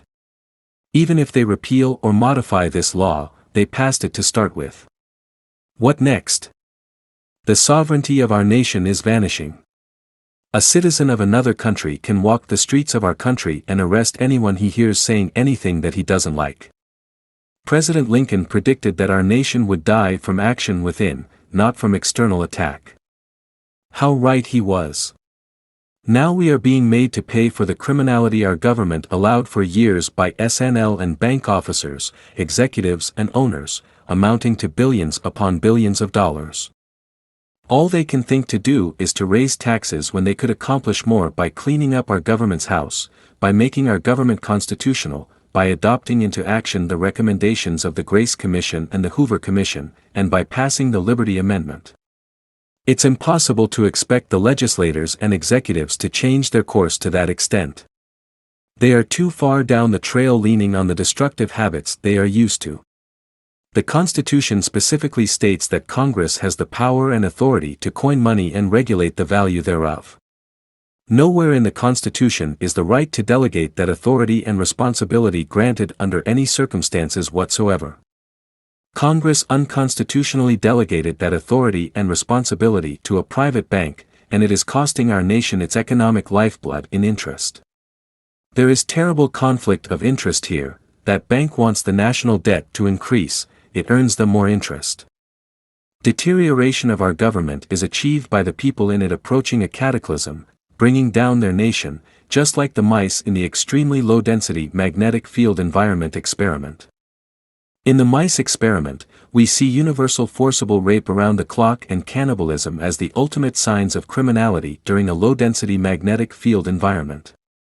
In humans, we can see different refinements of that degree of criminality. Remember, those without empathy turn criminal first.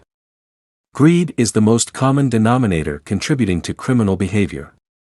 Rape and beating and murder follow closely. Behind all of the billions of the financial institutions debacle is the greed of those causing the disaster. Common to all criminal disaster is the criminal's mental state that they will get away with their crimes, that no one will ever know. That is common to just about every criminal's mind. When those in power in the financial world are touched with this thought combined with their lack of empathy, they have entered into the world of crime. They might as well stand alongside the rapists, beaters, thieves and robbers, murderers, and be counted. They're all non-empathetic, leveling criminally with the lowering magnetic field density of our planet as it approaches the next cataclysm. This is not an apology for their criminality. It's a damnation of welcoming oneself into an adulthood of no empathy, and the consequences are explicit. We are all responsible for our own acts, our own empathy. This page is for the icing on the cake. The Constitution of the United States of America states bluntly, Article 4, Section 4. The United States shall guarantee to every state in this Union a republican form of government, and shall protect each of them against invasion, and on application of the legislature, or of the executive, when the legislature cannot be convened, against domestic violence. Italics mine. The only process through which this guarantee, made in the supreme law of our nation, can be kept is through the United States government, the President and the legislature. Note that the italicized provision does not specify armed invasion, it includes any and all kinds of invasions. The states of our nation have been invaded by some 6 million illegal immigrants plus 3 million more this year. Total taxpayer costs, $35 billion. Why has our government not honored its responsibility constitutionally assigned to it? Why are U.S. citizens losing their country to illegal aliens? Abraham Lincoln said it in 1838. If USA's destruction be our lot, we must be ourselves its author and finisher. As a nation of freemen, we must live through all time, or die by suicide.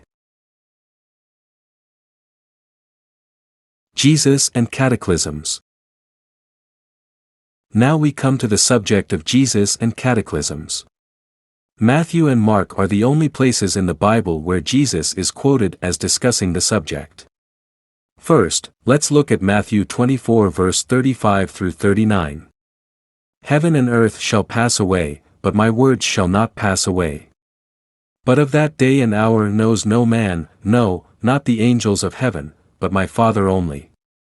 But as the days of Noah were, so shall also the coming of the Son of Man be. For as in the days until the flood came, and took them all away, so shall also the coming of the Son of Man be. Jesus follows this with examples and parables, exhorting his listeners to be prepared for the next flood. In 2400 hours 42 in says, Watch therefore, for ye know not what hour your Lord doth come. The parables include the famous one about the 10 virgins, 5 wise and 5 foolish, again was exhorting his listeners to be prepared. How many times has this scripture been read to us from a pulpit with no reference to Jesus' warning of a forthcoming inundation or cataclysm? Mark offers a different version of the same discourse Jesus gave to one of his disciples. Here are some excepts. 13:14. But when ye shall see the abomination of desolation, spoken by Daniel the prophet, standing where it ought not, let him that reads understand, then let them that be in Judea flee to the mountains. 13:17, 18. But woe to them that are with child, and to them that give suck in those days. And pray ye that your flight be not in the winter. 13:24. But in those days, after that tribulation, the sun shall be darkened, and the moon shall not give her light. 13:25. And the stars of heaven shall fall, and the powers that are in heaven shall be shaken. 13:26. And then shall he send his angels, and shall gather together his elect from the 4 winds, from the uttermost part of the earth to the uttermost part of heaven. Bear this verse in mind when you read postlude. Afterthoughts. I've been debating with myself for many years about 2 items to include in your survival equipment. These items are not necessary for survival, but are of 3 distinct, great advantage for post-survival knowledge. If you do survive, how do you know where you are? Where has the shell of the Earth's crazy rotation taken you? Or shall we say deposited you? And if you lay claim to any land, how do you record it? That means, how do you record it accurately? First of all, take a course in navigation. Purchase for yourself the book, Nathaniel Bowditch's Table *. Also, buy yourself the best sextant you can find. Take care of it as if it were your life's treasure. Learn how to use it, become an expert. It can tell you your location. Learn your constellations of the stars, they will not change, only their location will. Take a sundial with you. If you can, take a globe with you, and 1/16 or 1/8 wide colored tape. You will be able to tape your new equator. For tools, take long and short levels. Take a good stopwatch with you. Your days may be longer or shorter than 24 hours.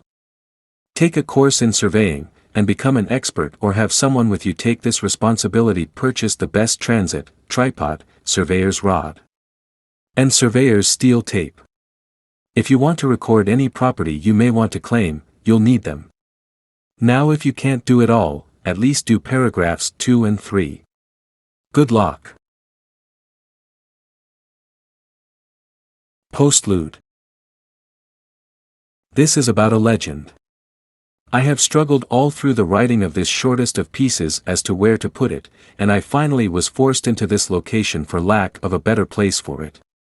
This is not a legend. I have found this legend countless times, which put some aura of authenticity to it. Since it came from many widely separated places, if it did happen, it's more than a supreme coincidence that it did happen in so many places over the world concurrently. If it's a conspiracy to create so many identical legends, it would have taken an incredible, comprehensive and titanic effort to formulate it all over the world, and have not one person give away the fraud.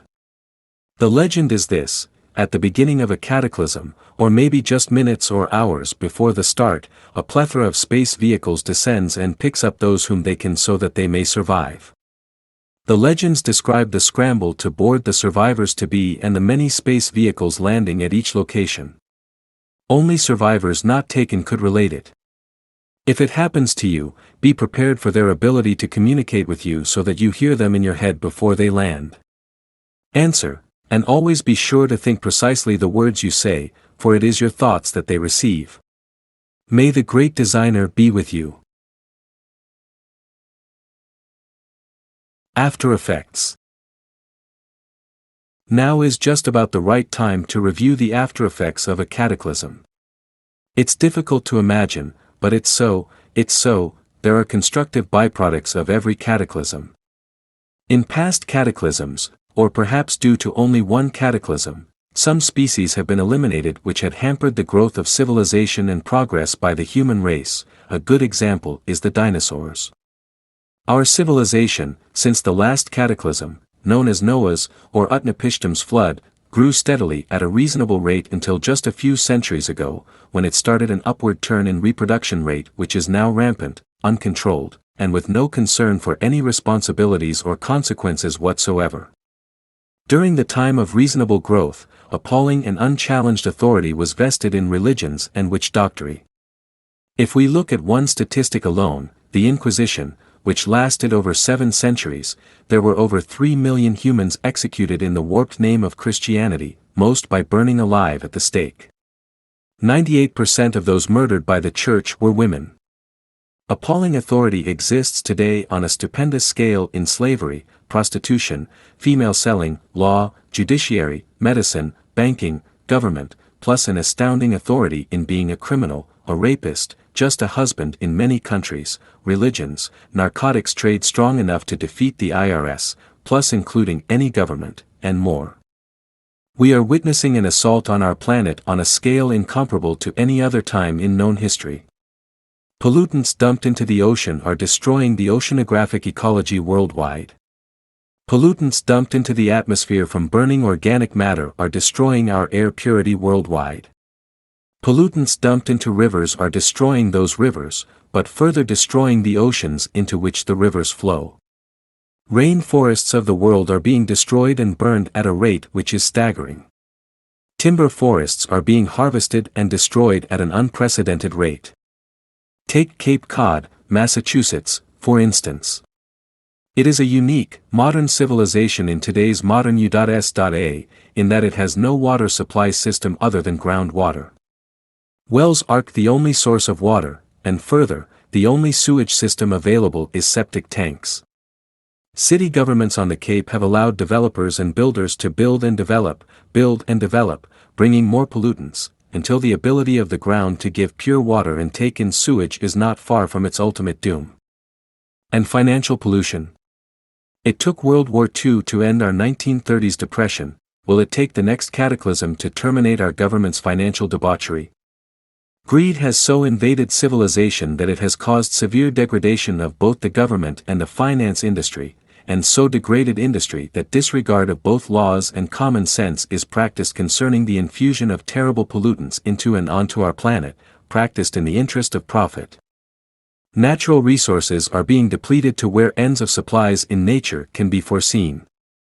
Behavioral, moral, social and religious standards are deteriorating at a rate never seen before in written history. Terrorism is now a tool of church and state. The only comparable period is the 7 centuries of the Inquisition, when that period of deterioration was through degradation of religious authority.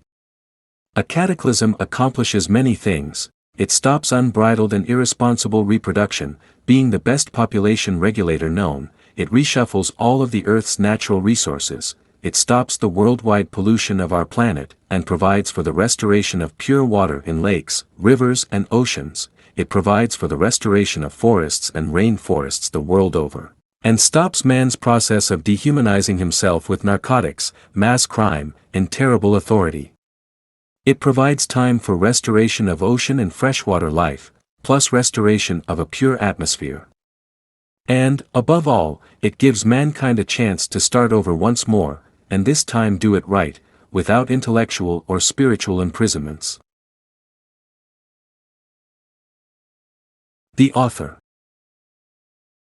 Dr. Thomas attended Dartmouth College and Columbia University, graduating from the latter in electrical engineering.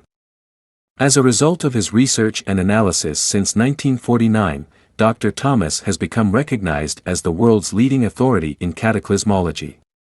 His cross-correlation research in cataclysmology has demonstrated that the cataclysm logical concepts as presented by Deluc in 1779 and Cuvier in 1812 are definitely more acceptable within international scientific circles than they have been previously. His discovery of the process by which nature makes gravity, which has withstood the test of predictability, has enabled him to analyze many sightings of spacecraft and present a plausible analysis of how these crafts are constructed. He devoted 20 years in the writing of the Adam and Eve story, which included 7 years in retranslating Genesis 1, 2, and 3, for which he was awarded the Doctor of Divinity degree and subsequently ordained as a non-sectarian minister. He is the only person to have formalized the science of cataclysmology, achieved through his first cross-correlating known, accepted data toward proving or disproving whether cataclysms have happened, then deriving the process of cataclysms, followed by the time schedule of cataclysms, and 15 years of research in deriving the trigger. Recommended reading: The Bible, all versions. The Bible as History, Werner Keller. Sex and Family in the Bible, Raphael Patai. Mysteries of Ancient South America, Harold T. Wilkins. Secret Cities of Old South America, Harold T. Wilkins. Gods, Graves and Scholars, C. W. Sarum. How Old is the Earth, Patrick M. Hurley. The Calendar of Tiahuanaco, H. S. Bellamy and P. Allen. The Great Idol of Tiahuanaco, H. S. Bellamy and P. Allen. Tiahuanacu, the Cradle of American Man, Arthur Poznansky. Letters on the Physical History of the Earth, J. André Deluc. Essay on the Theory of the Earth, Baron Georges Cuvier. 9 Planets, Alan E. Norse. Design of the Universe, Fritz Kahn. The New Astronomy, a Scientific American book. Primitive Man and His Ways, Kai Burkitt Smith. If you think we should not be concerned, take some time to think on this. The United States Geological Survey and independent research physicists have issued the statement that the Earth's magnetic field strength is decreasing at an accelerating rate. In the past 350 years, approximately, the Earth's magnetic field strength has decreased 35 to 40%. That's a tremendous drop. The entire solar system is approaching a null zone in the Milky Way galaxy, a magnetic null zone, which means an MHD null zone. Our 60-mile thick, 2,500 plus degrees Fahrenheit molten layer will be freed once more to act as a free liquid. You might want to read the very first chapter again, and page 107 and on. A little bit of knowledge can be a dangerous thing, or it can be a vibrant seed giving rise to verdant forests and awakening sleeping giants.